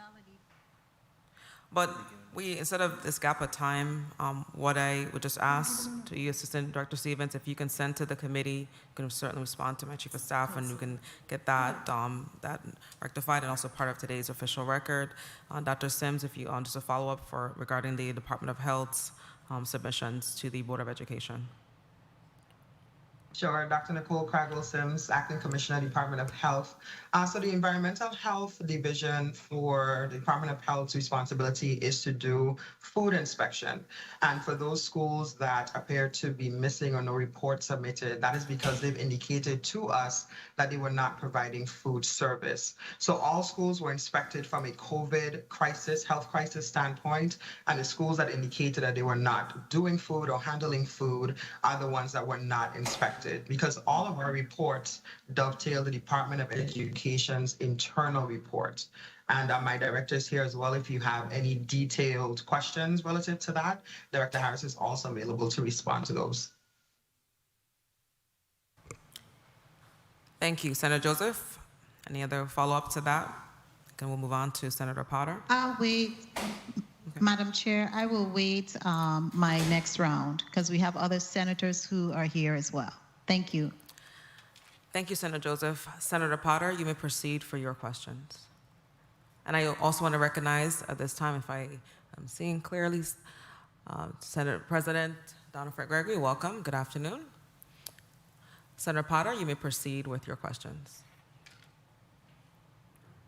Thank you very much. Senator Saru is also present. My apologies. Madam Chair. Yes, thank you, Senator. Please mark also Senator Saru as present. Madam Clerk. Good afternoon, all. Good afternoon, Madam Chair, to the people of the Virgin Islands, and special good afternoon to our testifiers who are here with us today. To be honest, I am really a little lost as to what question I'm going to ask the testifiers here today. I must confess, most of my questions really were going to be directed towards the Department of Education, since we were dealing with the accountability report that the Board of Education did, and they had a slew of recommendations and just a whole lot of unanswered questions that I believe only the Department of Education will be in a position to answer. Not throwing shade at the commissioner, at the acting commissioner, because I understand that he is out on a medical, dealing with some medical issues. But it would have been nice for someone or a team of persons from the Department of Education to be present to attempt to offer some explanations or some answers.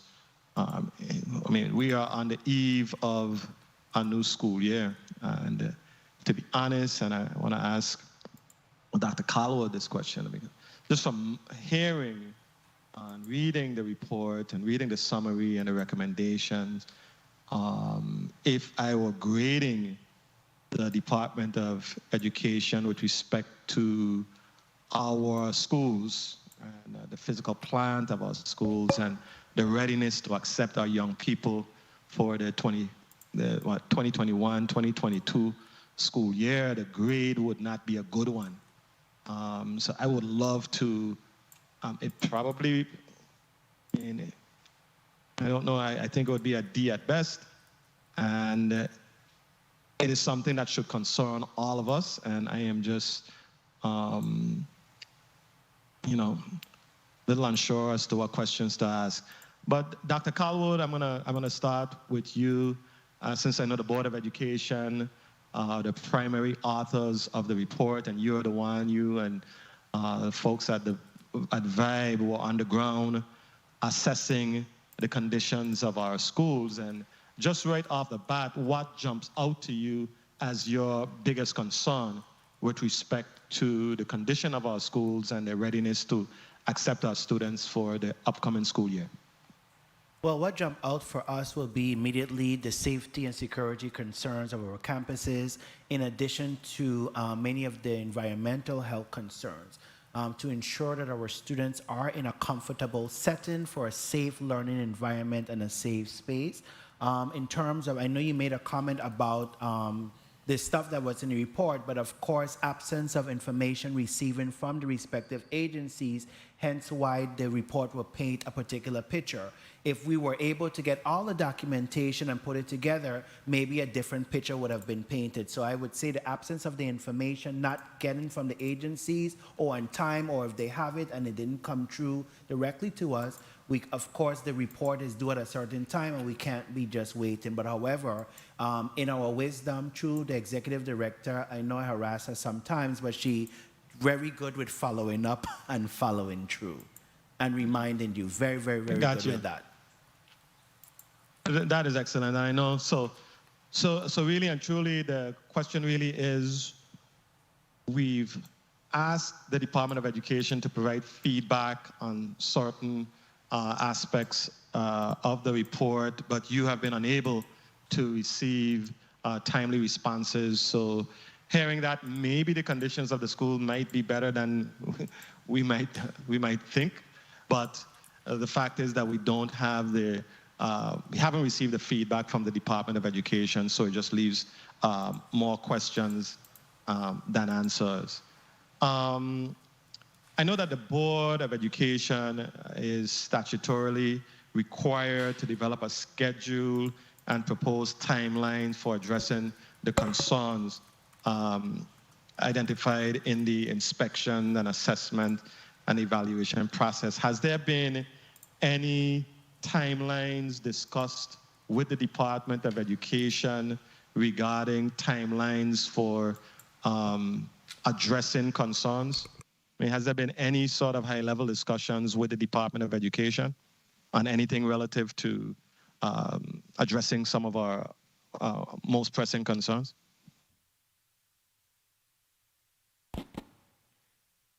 Good afternoon, everyone. Dr. Stephanie Berry, Executive Director for the Virgin Islands Board of Education.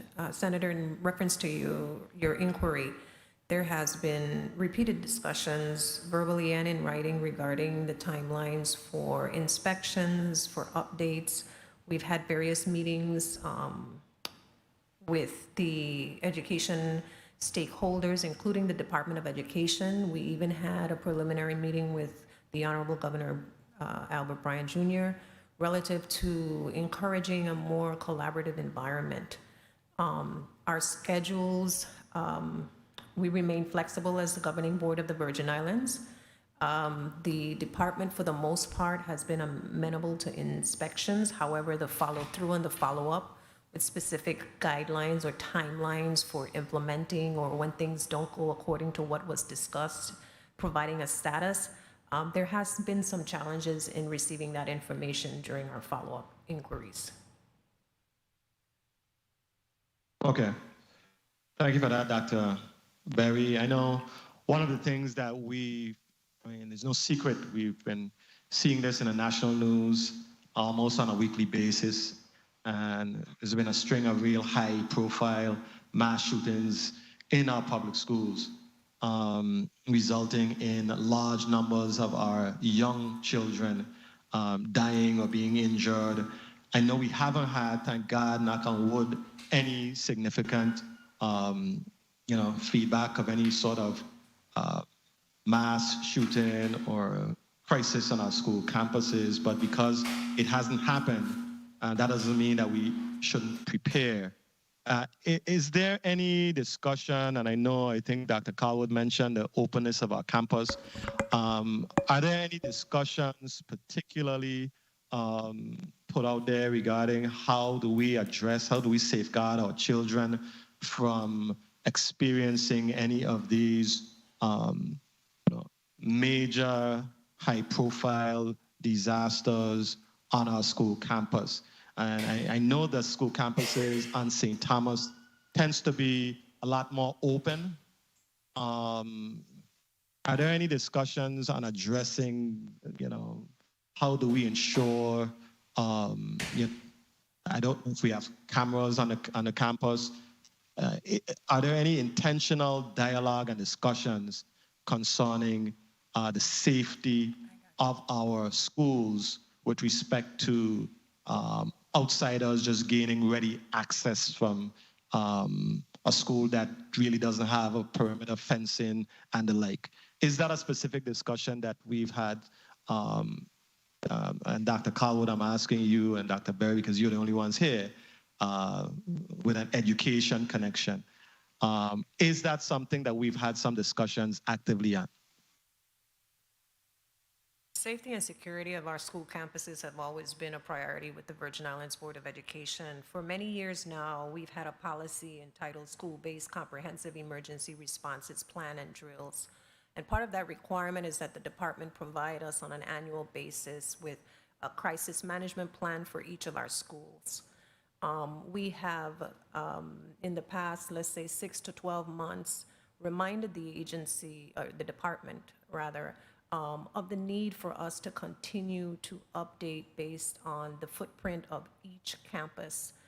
More recently, as a result of us being notified publicly about the tours that they had, we've reached out to Acting Commissioner Victor Somme III to again remind them of their commitment through our policy to provide us with a crisis management and also to give us the opportunity to look at the results of those school safety and security tours. So the dialogue has been going on.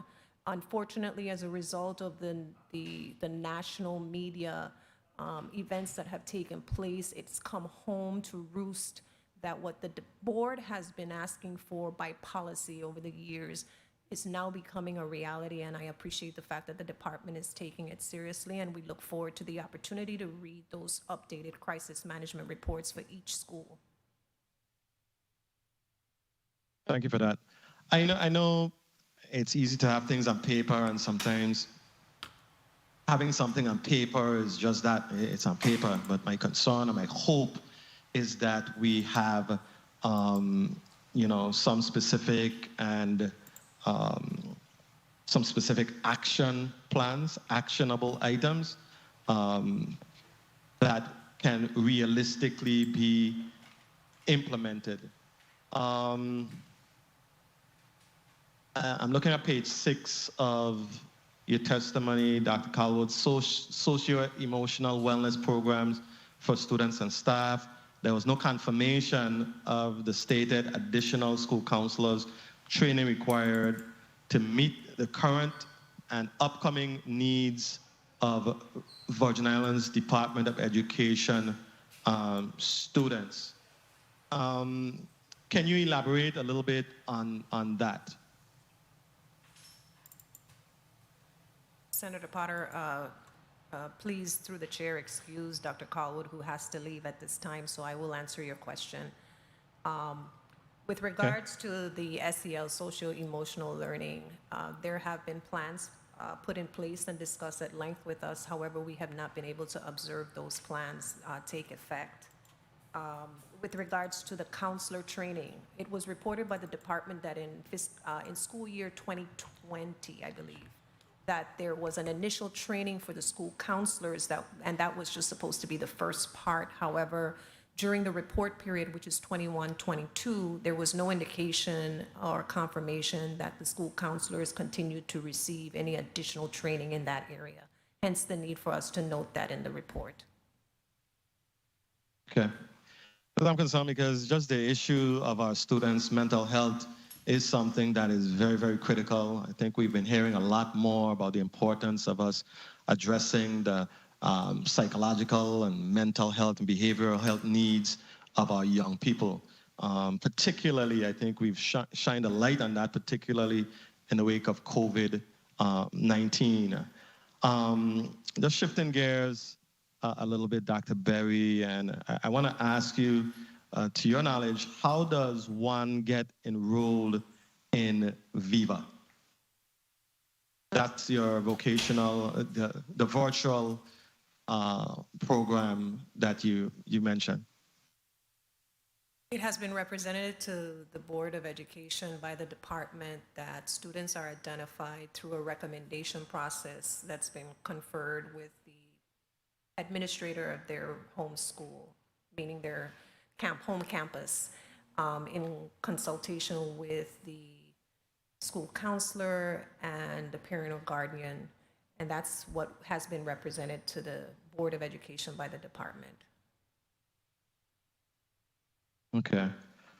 And it's not that there isn't any structure to the program. It's just that we have not received any. You have not received any feedback as to the structure and the rules and the guidelines. We've had discussions, but we were not able to observe any of the structure that was reported as being in place by the Department of Education. In our presentation, we also list, as a result of a recent discussion with the department relative to Viva, what our concerns were. As a pilot program, the assumption can be made that they're still trying to work out the kinks and that there are some deliverables that they are trying to achieve prior to the new school year, which includes reporting on the items that are listed, Senator. Okay.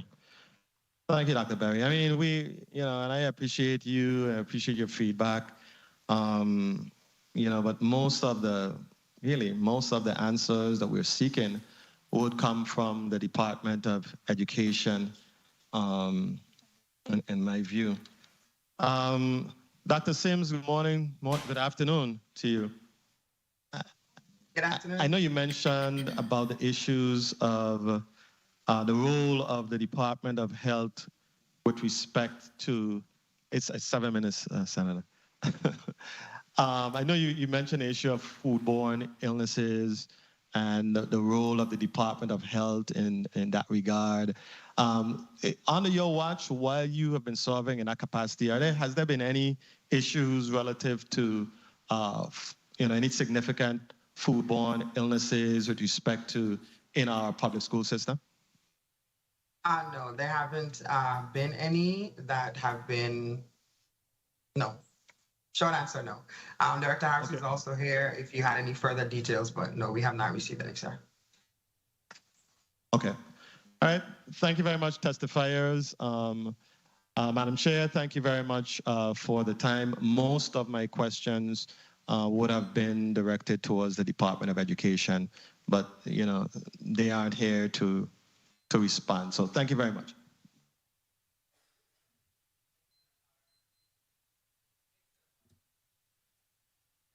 Potter. Thank you, Senator Potter.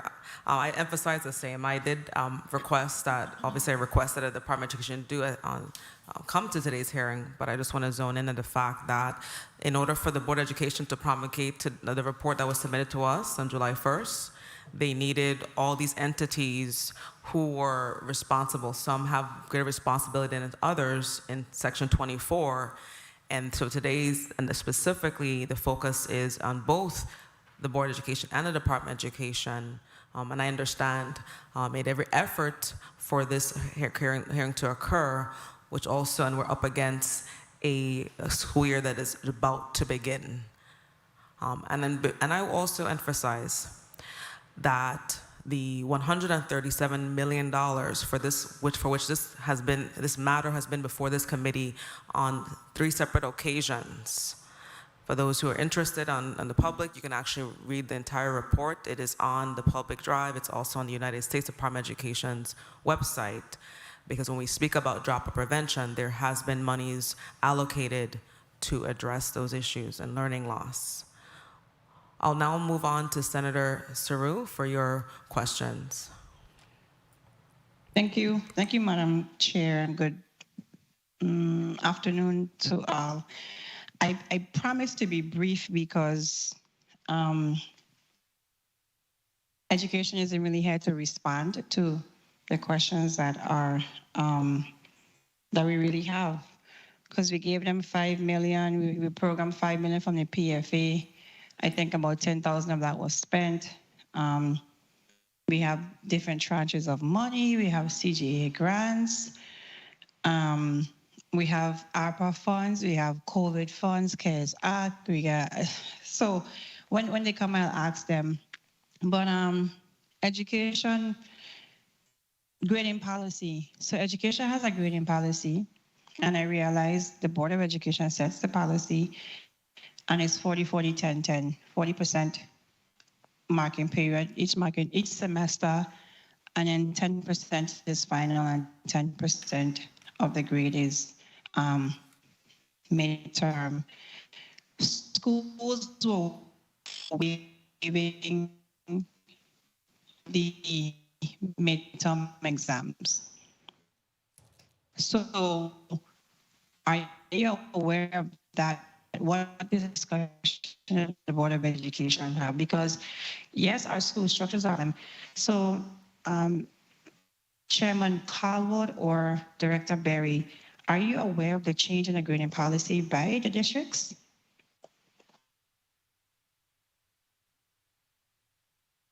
Senator Dr. Stephanie Berry, Executive Director for the Virgin Islands Board of Education. I cannot say that I am personally aware of any modifications to the current graduation requirements or the grading systems.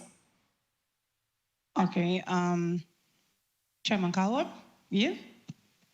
Oh, he left? Yes, he did.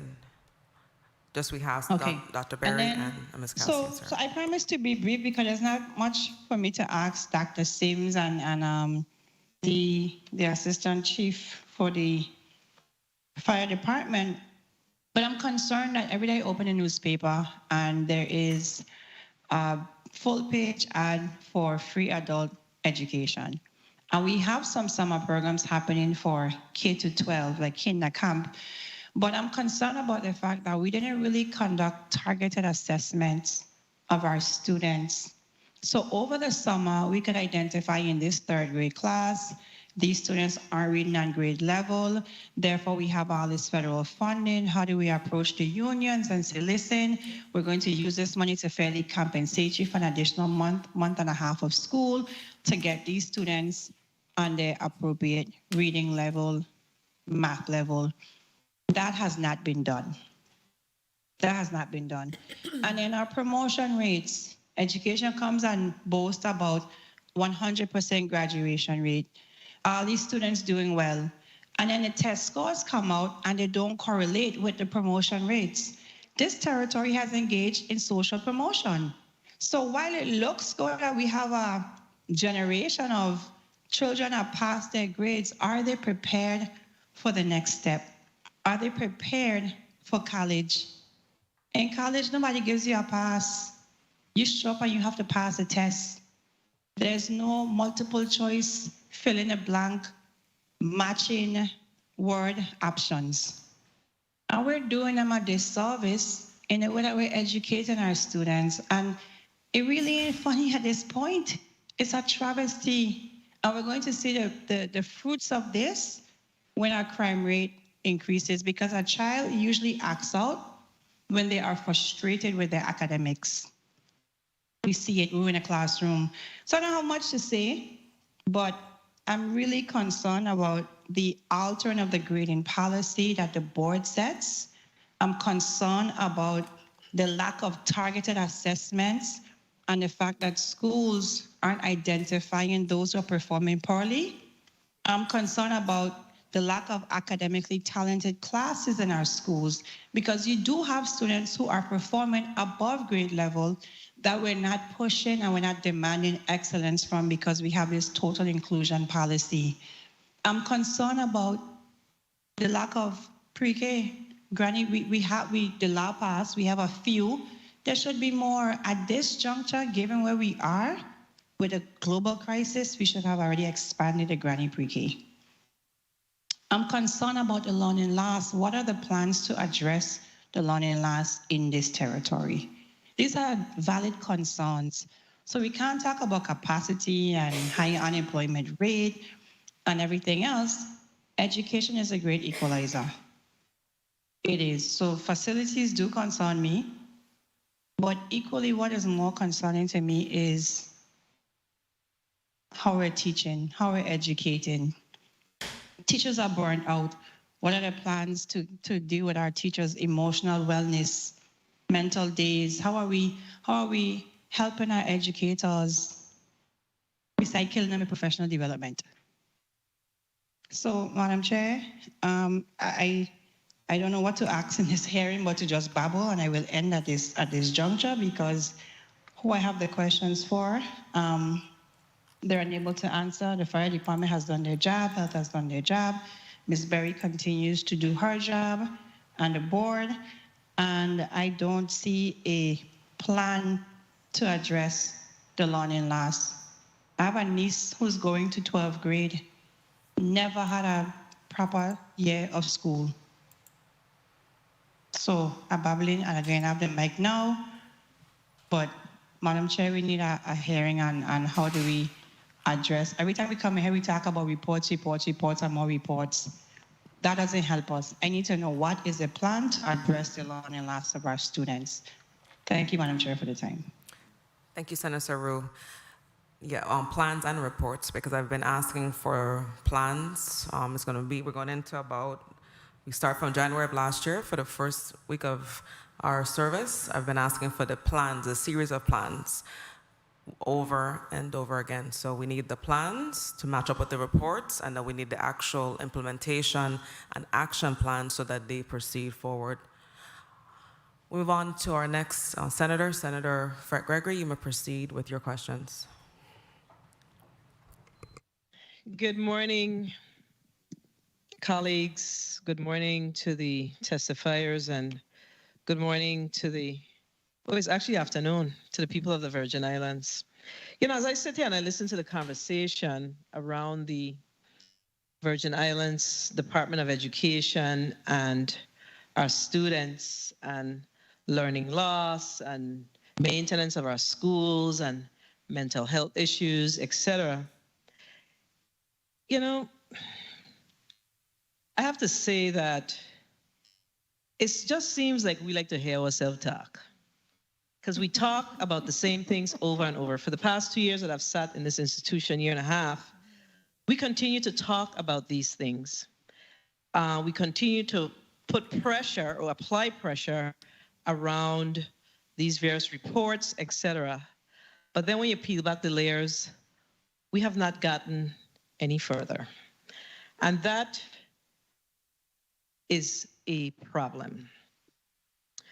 And where I'm going with this is, so we know that there's been a challenge over the years with regards to the maintenance of our schools, maintaining our schools. And while us here in this institution want to talk about the fact that this hasn't been spent and that hasn't been spent as it relates to maintaining our schools. There was a report done, I think sometime in 2008, 2010, regarding the state of the schools, the state of the structures here in the Virgin Islands of our schools. And that report said that we needed, at minimum, $1.5 billion to get our schools up to speed in a decent condition for our kids to enter the decent classrooms. And yet, this institution over the years, as I look at it, we've appropriated $2 million each year. The funds that we continue to talk about around PFA, those funds have been sitting on the books for quite some time. Those are bonds that we floated sometime in 2008 or 9. So we continue to have the same conversation, and I'm going somewhere with this. A few months ago, I moved legislation that I've been working on for, I'm going to say 3 years, to, at minimum, try to address this issue and remove the responsibility of the maintenance of our schools from the Department of Education so they can, in fact, focus on the mental health issues, the learning loss challenges, the curriculum matters. But you know what? Members in this very body voted no against it. So what are we going to do? Are we going to, it briefs well for us to come in front of our community every time we have an education meeting to talk about the same thing. But it's time that our community hold us accountable. What are we doing about it, colleagues? What are we willing to do about it? It's all good to beat up on the education folks, the Board of Education people, the people from fire, DPNR, etc. But what are we doing about it? Nothing. We ask the same questions over and over. And I've said to myself that I am going to be relentless in moving that legislation forward, because I cannot continue to participate in this conversation. It's hypocritical for me to continue to participate in this conversation with regards to how our schools are maintained. We see the situation, it has been tested and tried, and it hasn't worked. It's time for us to change the narrative. It's time. It's time. But I'm going to move on from that, because I'm not going to ask any questions about maintaining our schools today, because we've asked it over and over and we see what the situation is. Allow the education folks to focus on what? Our curriculum matters, the mental health of our students, etc. So let me ask this question. So in the 33rd legislature, I moved legislation around virtual learning. And one of the responsibilities was for the Board of Education as well as the Department of Education to work together to establish the policy around the virtual learning legislation, establish the rules and regs. And I'm getting a lot of complaints coming to my office that the Department of Education is establishing standalone virtual learning office, if you will, with a principal and that kind of thing. So I need to understand from the Board of Education, what's the status of the policy? What's going on with the rollout? Because I think I heard someone of my colleagues asked a question, and it was that they're still working out the kinks. So I'm trying to figure out, what is the Board of Education's role? What have they done? What has the board done? What's the status of the policy? I think I saw a policy come through. And how are you managing that? Because the Department of Education cannot arbitrarily decide that they are going to set up a virtual school, because we don't have virtual schools in the Virgin Islands. The intent of the legislation was to ensure that in instances where we have students or vacancies in English, science, or if our students want to participate or learn a different language that's not offered in the Virgin Islands, like Mandarin, etc., then they would have the opportunity to do it, not for them to have no virtual school building. So I need to understand, what is the role of the Department of the Board of Education? What have they been doing? Because we don't want to hear the board complain about it. You have full power and responsibility to ensure that this legislation is in fact implemented, enacted and implemented in the appropriate way.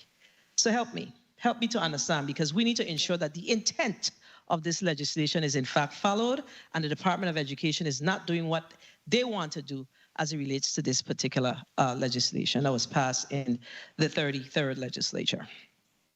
Thank you, Senator, for that question. Dr. Stephanie Berry from the Virgin Islands Board of Education.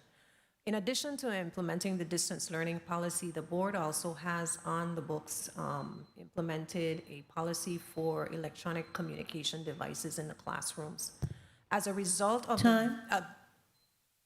Madam Chair, if I may continue. You proceed on my time.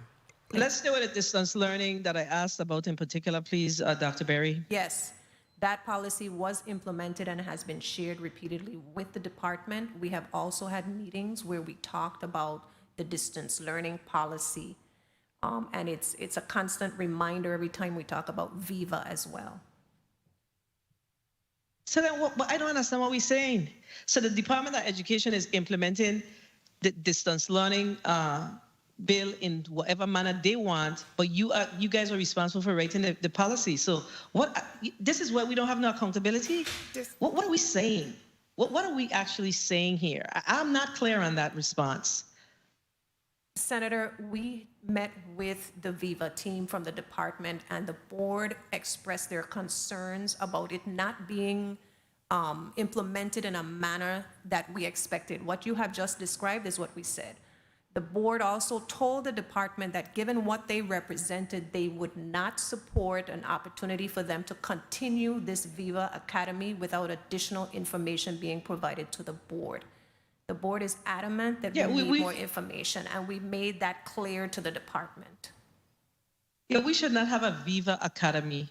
This is for students at the end of the school year where there are deltas in the classroom, meaning teachers will be absent for the specific subject areas. Those students will still have an opportunity to be taught from a distance learning teacher, so they could get the requisite course. This is not for them to set up a virtual academy. Our students need to be in front of a teacher, a classroom, because we know that we have social and economic issues here in the Virgin Islands, and we have to ensure from a social perspective that our students are getting what they need. So I don't understand how in the world the Department of Education can decide that they could use this legislation to do that, and we are not making our voices heard on this. I'm just learning about this today. So, Madam Chair, this is a major issue that we have. So we're talking about all kind of other things here. We need to get focused on what we're doing when it comes to the Department of Education. Colleagues, we need to get focused on what we're doing when we're talking about Department of Education. All of this fluff and all these things that we talk about, that's not getting us to where we need to go. So I know that my time has been called, but another day, another meeting where we're not getting anywhere when it comes to VIDE, Board of Education. They have any recommendation and conversations. The Board of Education have a lot more teeth. Make your voices heard. Take them to court. Do what you have to do. That's how I see it at this point. This has to stop. Thank you, Madam Chair. Thank you, Senate President.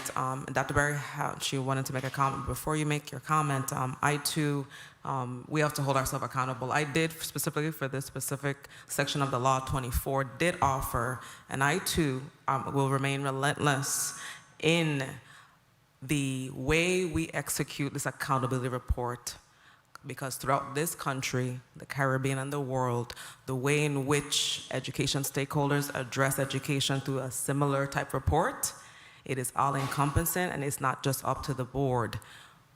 We have to better prepare ourselves. Fire service has to step up.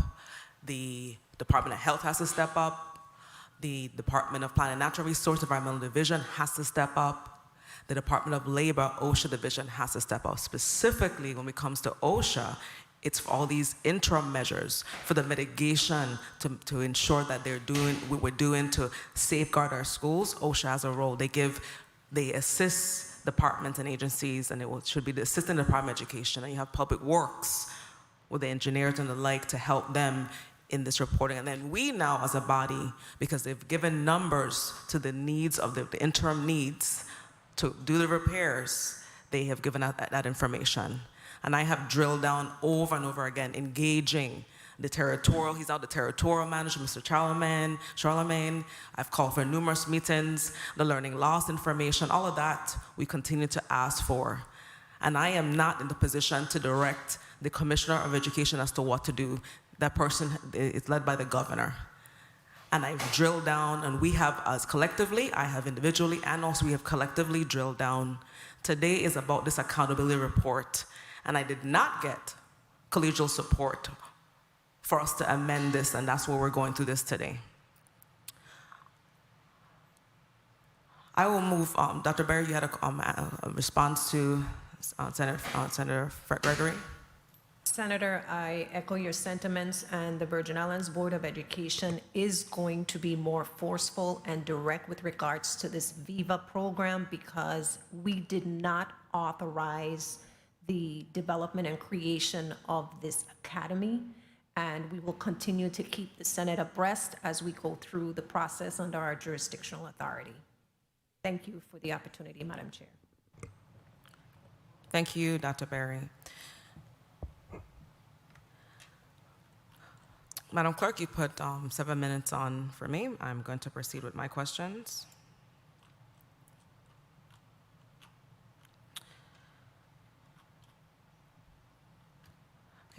So to Dr. Bear, a lot of questions have also been answered already regarding the submission of the reports, particularly in the area of curriculum. How has the board been working on all the curriculum required by law, particularly the curriculum as outlined in Section 41? You all did not appear for the last previous hearing, but the question concerning curriculum, where is the board with respect to curriculum mandates? Thank you for that question. Through our Policies, Rules, and Regulations Committee, the governing board did develop 9 through 12 revisions for their promotion, retention, and grading systems policy, which includes offering the opportunity through our course requirements for courses such as agriculture and the others included in the statute or through statute.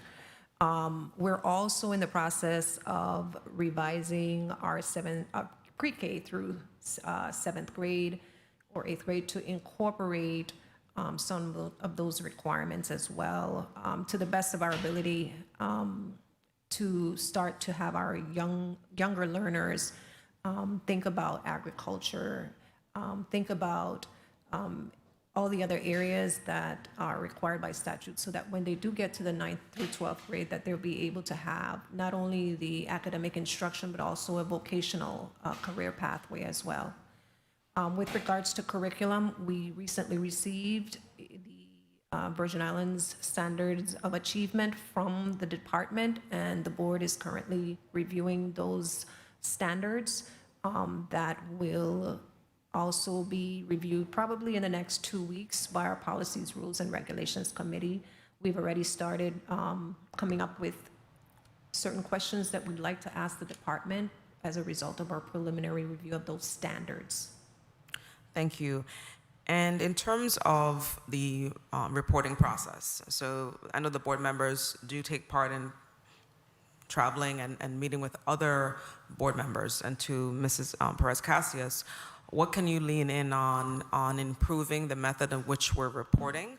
I'm sure you heard from the public a lot of the concerns with how the report is being compiled. What can we do to improve this report and have more stakeholder input? What are your suggestions?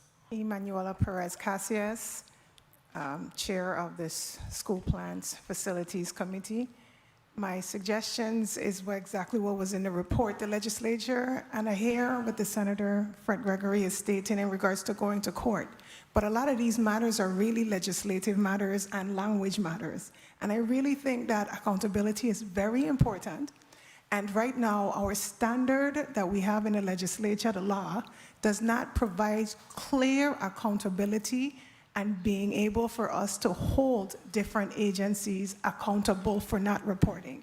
For example, 3 of the 5 agencies did not turn in a report.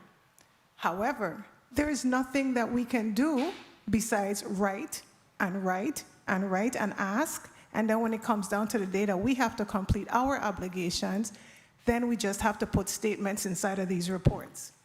The legislature can ensure through language in some of these legislative lines where clear the agencies must report to the Board of Education by this date. Specifically, the Commissioner of Education must report to the Board of Education. Right now, the suggestive language that is in the law allows for people to choose or not choose whether they want to participate in this process. And with the only person that they are held accountable to is the governor who appoints them within our current structure, it leaves space for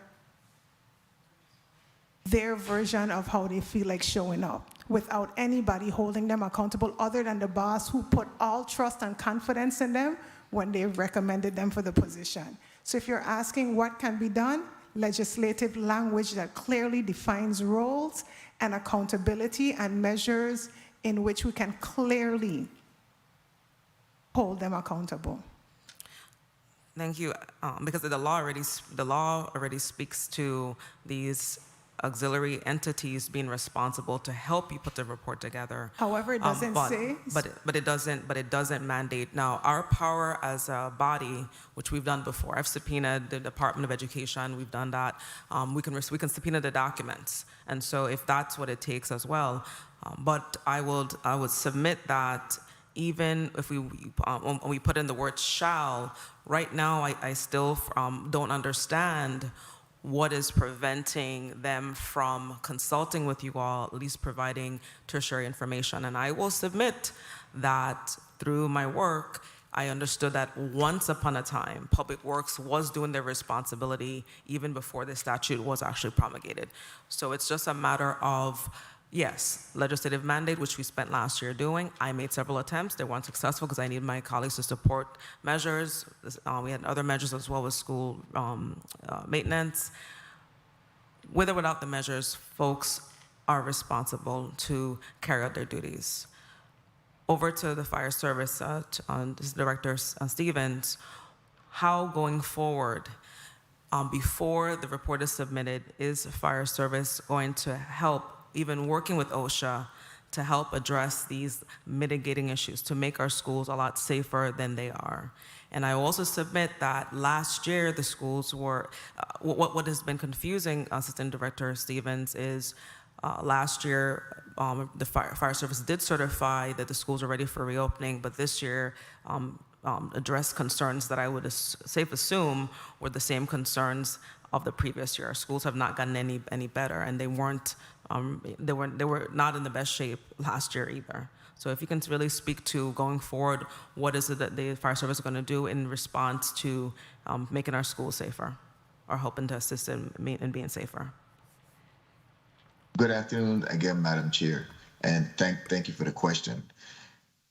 Like I said in the beginning, the fire service has a responsibility to the community and to all our students to making sure that our schools are safe. What we try to do is to, yes, there may be issues in a particular area of the school. What we try to do is work with the Department of Education to give us a timeline to say, okay, we can get this problem rectified within a certain amount of time. And most of the times we trust that will be taken care of.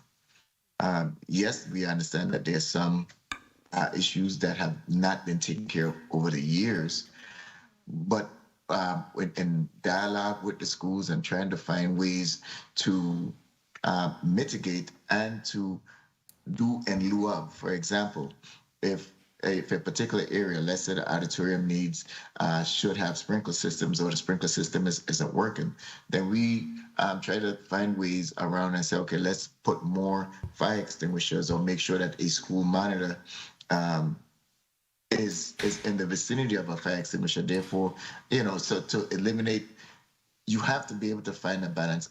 We can't say, well, hey, we're going to shut down the school, because if we shut down the school, where are students going to go? So we try to make sure that there are ways that we can mitigate and work around. In the meantime, giving the school, Department of Education, the opportunity to get things fixed. We all understand that sometimes there are some challenges, and we try to work with them in that manner. But what I ask is that the documents that are submitted have to be accurate. And when the concern, particularly from the fire service, was that last year, these concerns that were brought up this year weren't brought up last year, and these issues were already present last year. So our responsibility is to ensure that what you submit, people sign off on documentation. They have to be accurate and truthful, and it's going to come a time when it's not going. I don't accept that. I don't accept folks submitting reports that are inaccurate. So we have to move forward. I am happy this year that the fire service department put out exactly what needs to be fixed, but last year you all did not do that. And the board can only take the information and take your all's word for it. Other than, of course, obviously, as we've gone ourselves to the schools and see what's going on. To Dr. Sims, Assistant Commissioner Sims, you spoke about the school lunch program, and I have been really trying to get to the bottom of that, directly engaging with the Department of Education. How often does the Department of Health go out to do inspections of the food services, and also, just the safety of the food and within schools. I'm going to ask Director Harris to respond, Senator. Okay. Good afternoon, Director Harris here from Department of Health. So we conduct 2 inspections for the school lunch program, 6 months apart. We try to do the first, or 5 months apart. We try to do the first inspection at least right after school, the closing of schools, and then halfway in between. So it's twice per school year.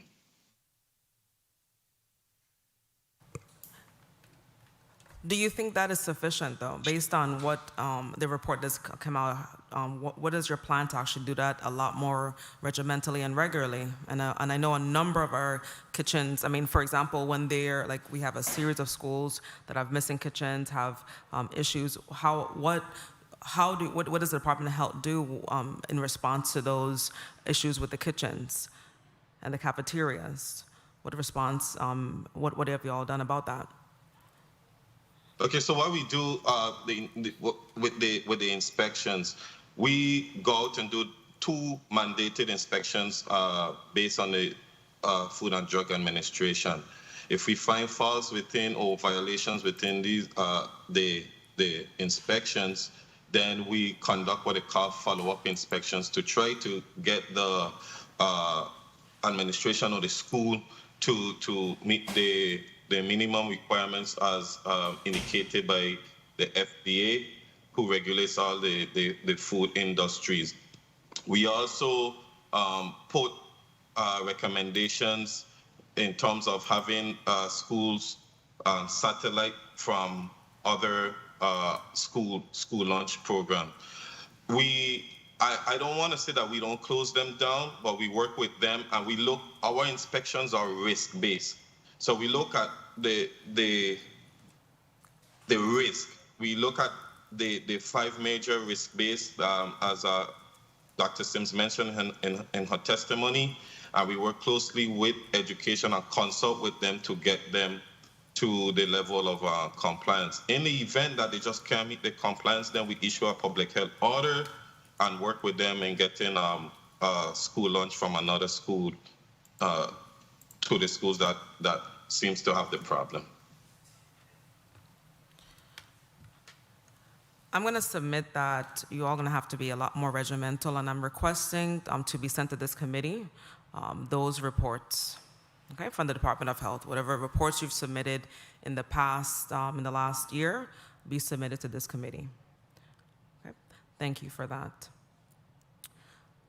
My pleasure, Senator. Yes, we need those reports. What is going on here, there are a series of information being passed and a lot of documentation going back and forth, but in order for me to do my job and make my responsibility before we get into the subpoenas, because we really got to get a real framework for what's going on.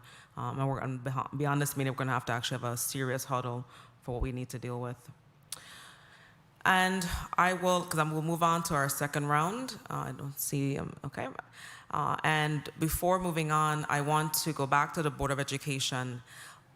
The Board of Education is responsible also for a lot of the federal funds that support and address administration and the like. How is it, what is your spirit, I mean, what is the board doing right now to address what is really the Department of Education's spending of federal funds, not updating you and facilitating? What is the board doing about that in respect to all of the current federal funds that the Department of Education is responsible for? Dr. Stephanie Berry, Executive Director for the Virgin Islands Board of Education. The board has had several meetings with the department where they have provided information relative to the expenditure of their funds by different funding sources. We've looked at those for facilities specifically, and the slew of other funding sources that came through as a result of the pandemic as well as the hurricanes. We have communicated with the department after reviewing those documents that we needed additional information as part of our testimony today and in the SMAR report, we're asking for, or we're making the recommendation that it be mandated that we're involved in the conversations and allow us the opportunity to be able to review everything as it occurs and receive status updates on a more periodic basis. They have done it, but not as consistently, and we have not received responses to our probing into the expenditures that they have provided us information on. Thank you. And we're gonna take a recess, a few-minute recess. But I want to submit to you, Dr. Berry, that one of the things that I'm committed to working on is giving the board more power. I've mulled the statute over, analyzed and everything with my team, and we're gonna need to give you all more power. As we sit here today, let's put it in perspective. I asked for the Department of Education to appear, but they were able to go on the radio, which I knew about, which they informed me of. We have individuals who are even online as we speak, who are part of the Department of Education commenting as I get information, but yet, we are having this hearing today. I don't take lightly at all that the Department of Education is not doing their responsibility with respect to, but it comes now to us exercising our oversight for the information to come on a regular interval basis. And beyond the hearings, we're going to have this next series of meetings, which I do submit that I've had all last year. We had a series of meetings, which I appreciate the Board of Education, invited my colleagues as well, and we're going to continue to move forward because the only way we're going to get this done is by the critical work. We're going to have to dig in deep and get the work done. And if we have to request by subpoena, I am fully ready. I'm always ready to get information. And yes, you also have the option of taking it to court when they're not when we get to that stage. I'm going to take just a brief. It's 1:15. We'll just take I'll take a 5-minute recess so we can close out and wrap up on Block 1. The Committee on Education and Workforce Development stands in recess for about 5 minutes. Okay, thank you.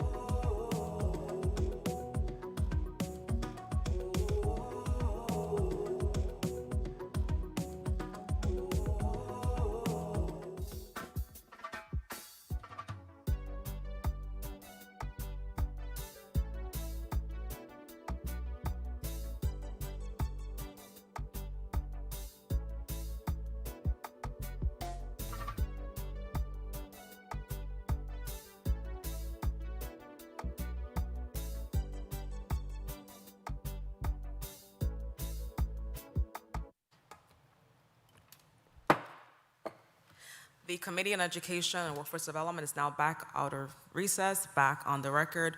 Madam Clerk, we're just going to finish up with I'm going to put the timer on for 3 minutes, and to my colleagues with their concerns over more time, we will have follow-up meetings and hearings and the like, as we usually do, to get this information. Also, if you're just tuning in, welcome, good afternoon to all. I really encourage, for those if anyone's interested, of course, in the report and the documents for today's hearing, you can obtain it on the public drive. Okay, Senator Joseph, you're up for your 3 minutes.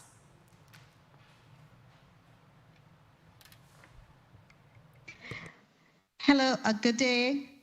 Again, thank you so much, Senator Whitaker. A pleasant good afternoon. I just wanted to follow up with some questions I had, and in an attempt to be very proactive. And Dr. Berry, are you still in the chambers? I am, Senator. Okay, because we're not seeing the synchroid chambers on the screen. Thank you. Have you or your team of board members and the Board of Education, previous board I served on, have you done any type of research into education reform that may be viable options here in the Virgin Islands, knowing all of the findings and the lack of communication and the Department of Education operating outside of its jurisdiction? Have you done any type of research on what type of management and operation would be the best to operate here in the Virgin Islands? And so that our students are in fact learning and we can see that the buildings are being repaired timely. Have you done any type of research, you or the board members? There has been discussion and limited research over the years regarding education reform, especially in light of the fact that the governing board's structure is very different than that on the mainland, where the governing board here is not responsible for, let's say, hiring the superintendent. On the mainland, those boards are. In more recent times, we have not done official research with regards to that, but that is an item that I will take back to our governing board because it's always at the forefront of their mind to ensure that we're improving our public education system here in the territory. Thank you. My question, and I was going somewhere with that, is because I have been a senator here for a year and 7 months. And when we came on board in the 34th legislature, we hit the ground running in this committee and did site visits.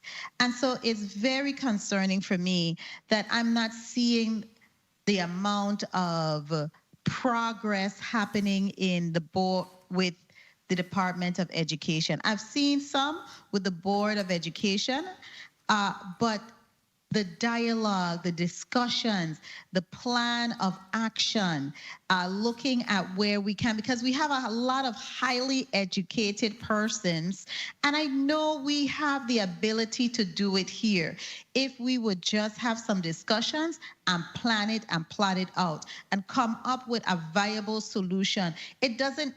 We have to look at it from the perspective that it's our young people. These are our children, and it's not even the young people, it's even the working class people.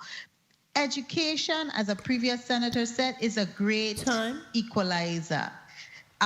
Madam Chair, I'm going to wrap up, if you would allow me to. Yes. It is a great equalizer. It helps with crime prevention.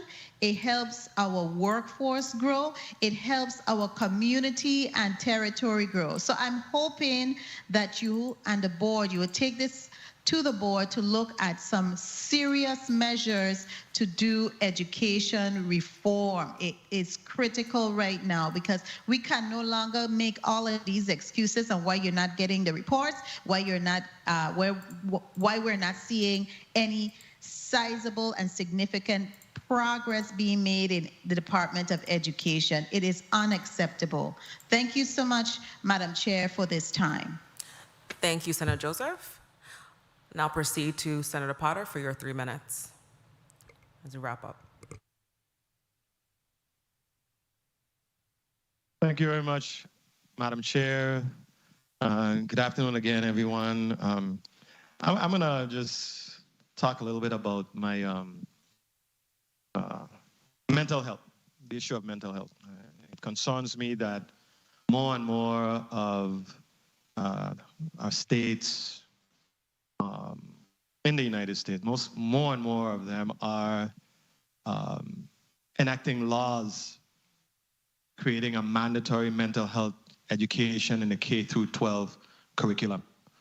I think it's really important. It is something that I proposed earlier. I had a bill presented here in this body to make that a reality. And I know we have a large comprehensive mental health bill that is making its way through the process also, but specifically this bill was geared towards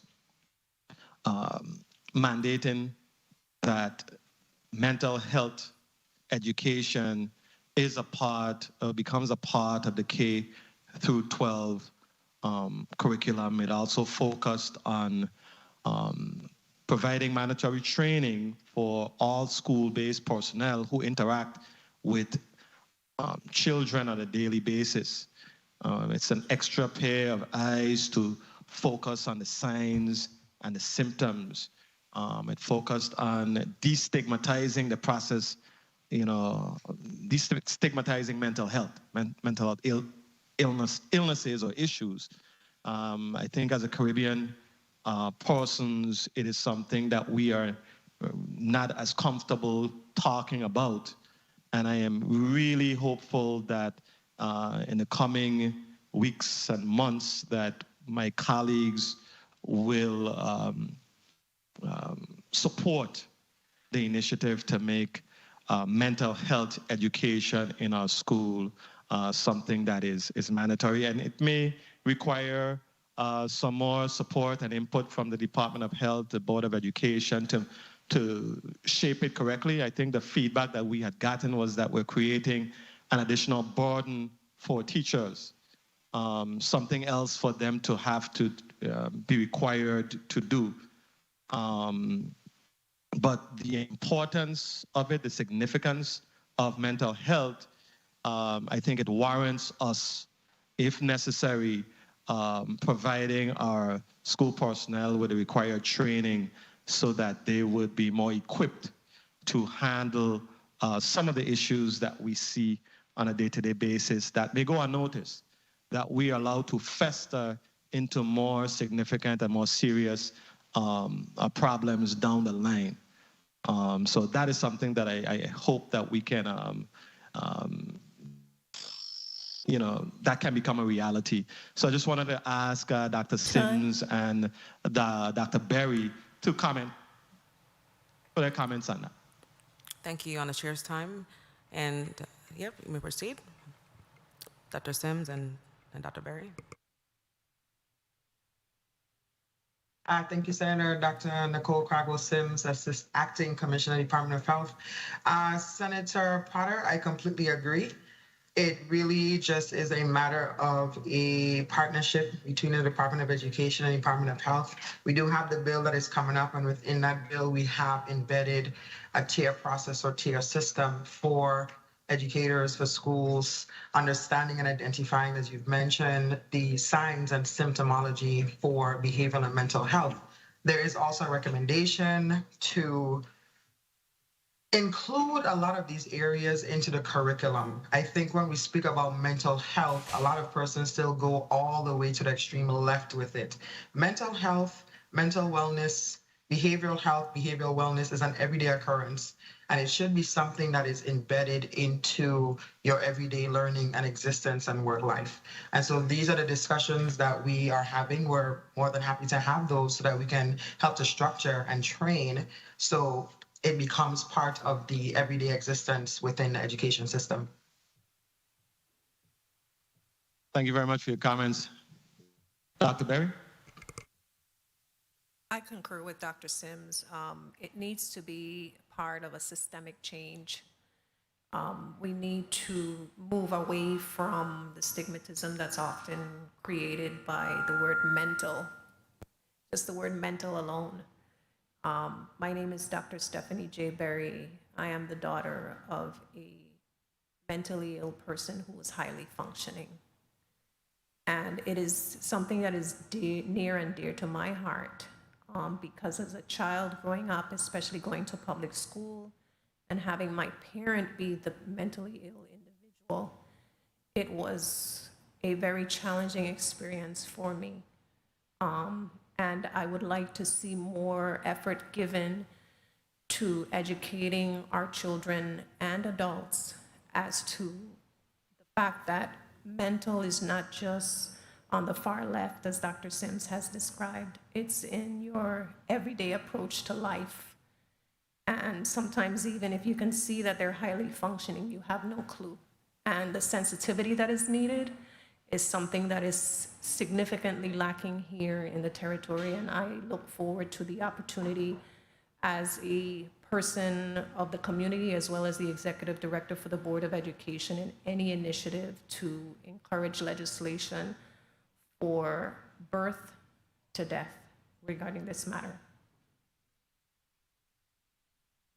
Thank you very much, Dr. Berry, for your very candid input. Thank you very much.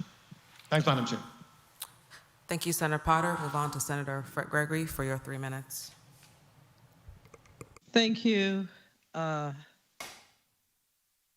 Chair.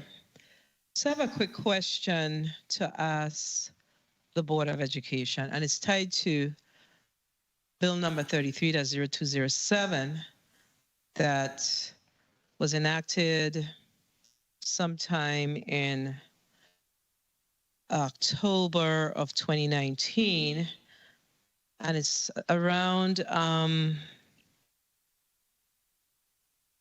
all persons teaching kindergarten through pre-kindergarten through 3rd grade in our public schools,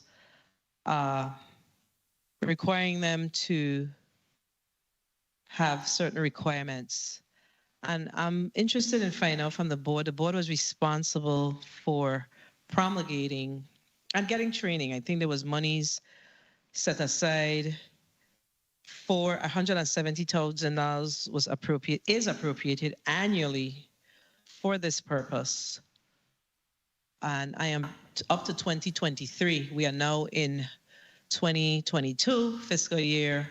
We have one more year, and I want to find out from the Board of Education if the rules were promulgated and what's the status of working with those teachers who are pre-K 4, actually. It's pre-K 3, 3rd grade teachers who are working with our early childhood students. Where are we with that? Thank you for that question. Dr. Stephanie Berry, Executive Director for the Virgin Islands Board of Education. The board did develop policy and circulate it regarding the early childhood education requirements for those individuals that are teaching pre-K through 3rd. We have circulated it, as well as what we've done is we received a list from the department, and we started contacting those individuals that are certified. And any person that comes to us for certification, since that policy was implemented, we've been making sure that we tell them about it. Okay, so this is a law, so this is a little more than telling. So let me ask the Board of Education, have you done an assessment to determine whether or not because this legislation has been in effect since 2019, and the years that the training was to begin was October 1 of 2020, 21, 22, and moving into 23. Have you done an assessment to determine how many teachers in our pre-K 3 have gone through this program, and how many remain outstanding? What are we assessing? Because we continue to talk about ensuring that our students are reading on grade level, and we're doing what we're supposed to do with regards our primary, early childhood grades in particular. But are we doing the assessment to determine whether or not this is actually happening in our schools? You may answer it on the chair's time because time has been called. Thank you, Senator.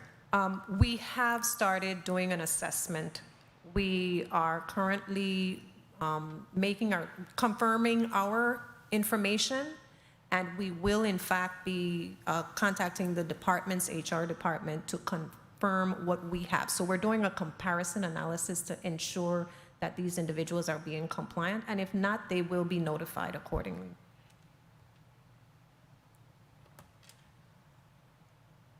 My time has been called, so thank you for your response. However, through the chair, I'm requesting that the Virgin Islands Board of Education provide this body with the information as it relates to Bill number 33-0207, what's the status and what they're doing to ensure that this program is in fact in effect for our teachers, and if in fact additional time is needed so we can continue to appropriate the necessary funding for the training.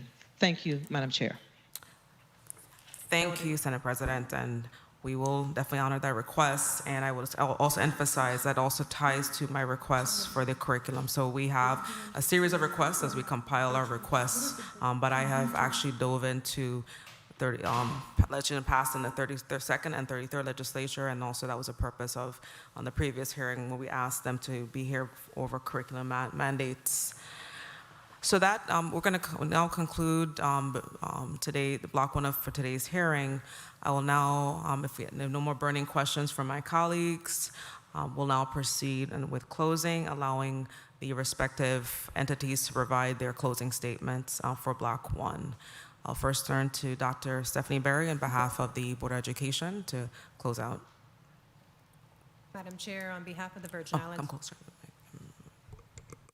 On behalf of the Virgin Islands Board of Education, I'd like to thank the committee for allowing us the opportunity to give our testimony here today. I would especially like to thank our ancillary departments who showed up and showed out. We really appreciate your cooperation in providing the information that is critical to us improving our school management accountability report. To all senators who have expressed their feedback and comments and concerns, it has been duly noted, and I can assure you that it will be addressed as quickly as we possibly can. And I'd like to encourage everyone to make a positive approach to really focus on what we can do to move forward. We've planned a lot and implemented, but there's really no true assessment of what we're doing. And I'd like to see an improvement in that, and we're going to work towards that because we do need change for educational excellence, mission-based leadership, site-based management, and strategically driven governance to improve the quality of public education here in this territory. Thank you for your time, Madam Chair. Thank you, Dr. Berry. Move on to Assistant Commission Acting Commissioner, Dr. Sims. You may proceed with your closing remarks. Thank you, Senator. On behalf of the Honorable Hussein Kanassi-Young and the Department of Health, we thank you for the opportunity to be here this morning to present testimony. I want to take this time to also thank my team for being here with me today. We look forward to any feedback that's going to be beneficial to the overarching success of the discussions that we've had today. The Environmental Health Division stands ready, willing, and able to continue to provide support to the Department of Education relative to not only food programs, but anywhere that we can assist relative to any of the health crises that we may be facing. So we look forward to any question that you may have, any requests that you have of us for any information, we will send those right over. Other than that, just thank you so much for the opportunity. Thank you. And we have, and finally, Assistant Director for the Virgin Islands Fire Services, Director Stevens. You may proceed with your closing. Good afternoon again, Madam Chair. And again, I would like to thank you for the opportunity and your team for the opportunity to present on behalf of Director Darrell George, who couldn't be with us in this setting today. We look forward to going out on the 20th and the 21st of this next week and the island of St. Croix to do the continued assessments with the team that was assembled. And we look forward to presenting those reports to the appropriate bodies whenever that time comes.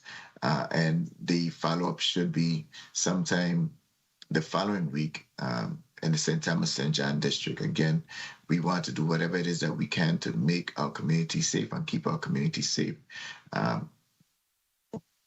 all levels. So again, thank you and thank everyone who attended.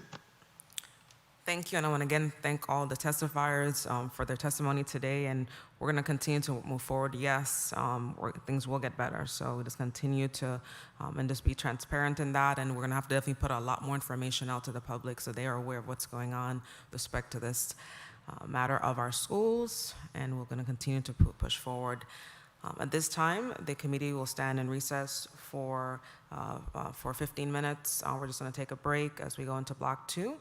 The Committee on Education and Workforce Development stands in recess for 15 minutes.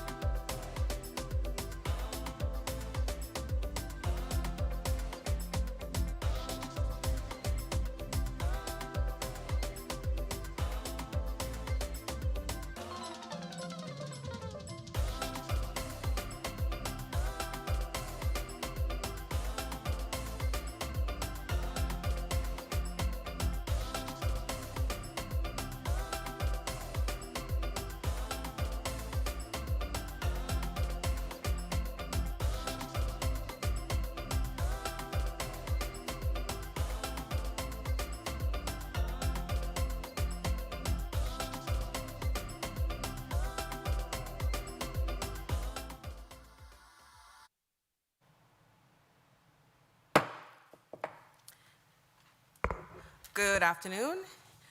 The Committee on Education and Workforce Development is now back of recess, back on the record.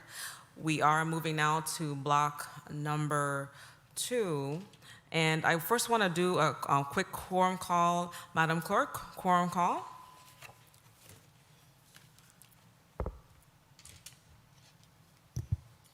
Senator Donna A. Fred Gregory. Senator Donna A. Fred Gregory, absent. Senator Kenneth L. Gittens.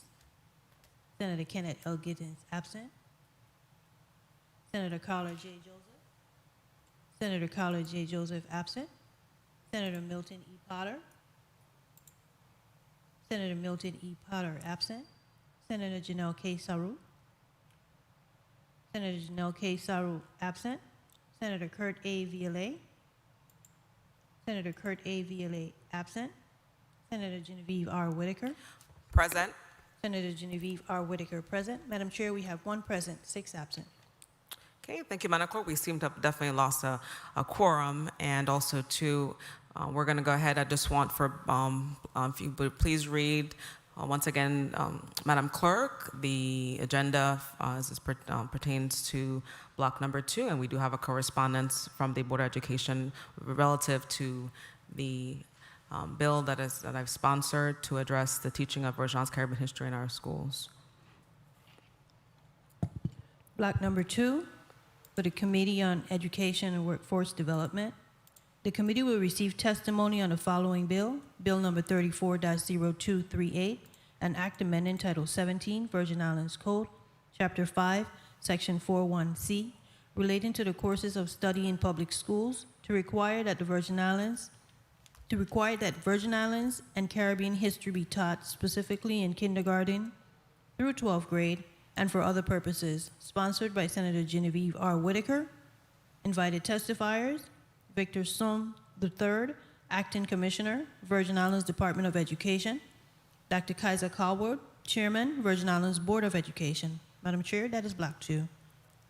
Thank you, Madam Clerk. I just seeing Senator Saruk, you mark her as present. We still would need 1 more member because we need 3 people in order to proceed, but also as a measure is being considered, we'll need a majority of members to move it forward. Madam Clerk, we have a correspondence from the Board of Education. Yes, Madam Chair. You may proceed. Letter from Stephanie J. Berry, PhD, Executive Director, Virgin Islands Board of Education, dated July 12, 2022. Dear Chairwoman Whitaker, on behalf of Chairman Kyza A. Callwood, please be advised that the VI Board of Education, VIBE, will be available to testify at the Committee on Education and Workforce Development, July 15, 2022 hearing in the morning up until 12 p.m. As such, the Virgin Islands Board of Education requests a recording of the agenda to allow for the discussion on the School Management Accountability Report to be first. We are currently prepared to testify for this discussion and will transmit it to your office by end of business tomorrow. Additionally, your consideration of the Virgin Islands Bureau of Education's previously submitted comments on Bill number 34-0238 in lieu of our presence is requested. The Virgin Islands Board of Education has no objection to the Virgin Islands and Caribbean history being taught in public schools. Virgin Islands Board of Education has sought through correspondence to ascertain the extent to which the mandates are being implemented, specifically regarding the teaching of VI history and basic Caribbean history. While the Virgin Islands Department of Education has asserted that VI history is being taught, Virgin Islands Board of Education has asked specifically for evidence of a curriculum or outline that indicates the aspect of VI history that are being taught. The Virgin Islands Department of Education has, however, indicated to the board that it is in the process of completing a comprehensive curriculum framework which the board expects will be available to give the evidence needed to prove compliance with the statute. Lastly, in addition to the reoccurring need for additional resources, we remain mindful that given the number of instructions hours required, there is not sufficient time in the current school day for all the courses, subjects mandated by the legislature to be included as standalone courses for all students. While VI History is a standalone course and a graduation requirement for every student in the senior high level, Virgin Islands history must be taught within the context of the social studies curriculum on the lower levels, and the Virgin Islands Department of Education should provide the curriculum evidence that shows the specific content for VI history. This is part of the social studies curriculum on the lower levels and available to all students. Your consideration of the Virgin Islands Board of Education's request to reorder the agenda to allow discussion on the SMAR to be first is sincerely appreciated. Regards, Stephanie J. Berry, PhD, Executive Director, Virgin Islands Board of Education. That is the testimony, ma'am. Thank you, Madam Clerk, for reading that on the record. And as we're going to move to closing, I want to just emphasize and encourage the public, we're speaking about Title 17, Section 41, courses of study. As per the law, subsection A, the Virgin Islands Board of Education, upon the recommendation of the Commission of Education, shall prescribe the course of study for all public schools, which shall not be less than the minimum standards set by the acknowledged accrediting groups in the United States, provided that the basic course of study for high school shall be academic. B, English shall be the basic language of instruction in all public schools, and it shall be the policy of the Virgin Islands Board of Education to ensure the mastery of English by all pupils, provided that bilingual instruction may be offered in those situations when instruction is educationally advantageous to the pupils. And specifically as it pertains to the specific subsection of the law, as the bill is being offered today, subsection C, all public schools in the Virgin Islands shall instruct all students in 1, the history of the Virgin Islands and basic Caribbean history and drug prevention and education. Such courses will be part of the curriculum in elementary and secondary schools. And then number 2 is, again, all public schools in the Virgin Islands shall instruct all students into a Virgin Islands cultural curriculum for kindergarten through 12th grade.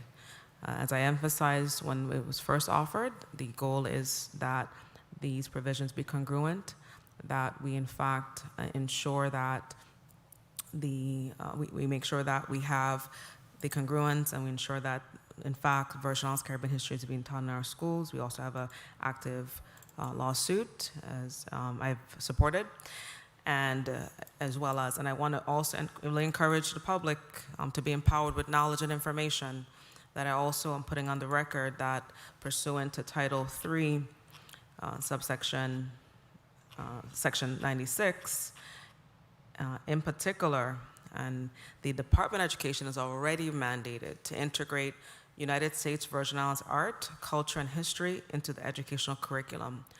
So with those 2 statutes, as well as my hopeful push for my law to go through, we will then have some congruence, and we'll also continue to engage in oversight so that our children are educated. And this is just one of the numerous curriculum areas. As I do not have a quorum and enough members, we're going to go ahead and proceed. I want to first off, before closing out, certainly thank my team, my staff team. I want to thank the central staff, Madam Clerk, just everyone who makes today possible. So much goes into preparing for hearings. And to the public, yes, I encourage you to go on to the committee folders, pull up the information. If you have any questions, I encourage you to always reach out to my office. 712-2379 is my phone number, direct line, with email address, Senator Whitaker at lagva.org. Thank you to everyone, and we're going to continue to move forward into the questions asked by the public. I'll continue to advocate. I am passionate, just like you. I share the concerns about the maintenance of our schools, about the instruction. That's why every day we have to continue to drill down, and keep pushing and pushing and pushing. And we are gonna, as we work more together as a people, as we strive to beyond the differences, to, as a people, work hard for education. And I also want to put out there, I'm very excited to share that I've been working on, especially when it comes to the matter of assessments, working with some a really strategic way and funding support so we can actually get from preschool, really support our children as learning from the time they begin school. So the work continues. And so now I'll go ahead and adjourn. Thank you all. God bless and safety to everyone, and to those who've lost a loved one. We sympathize with you. Our condolences to everyone who's lost a loved one. And we're going to continue down this road in support of our educators, our teachers, administrators, parents, the wider community. The Committee on Education Workforce Development is now adjourned. Have a blessed weekend, everyone. Take care.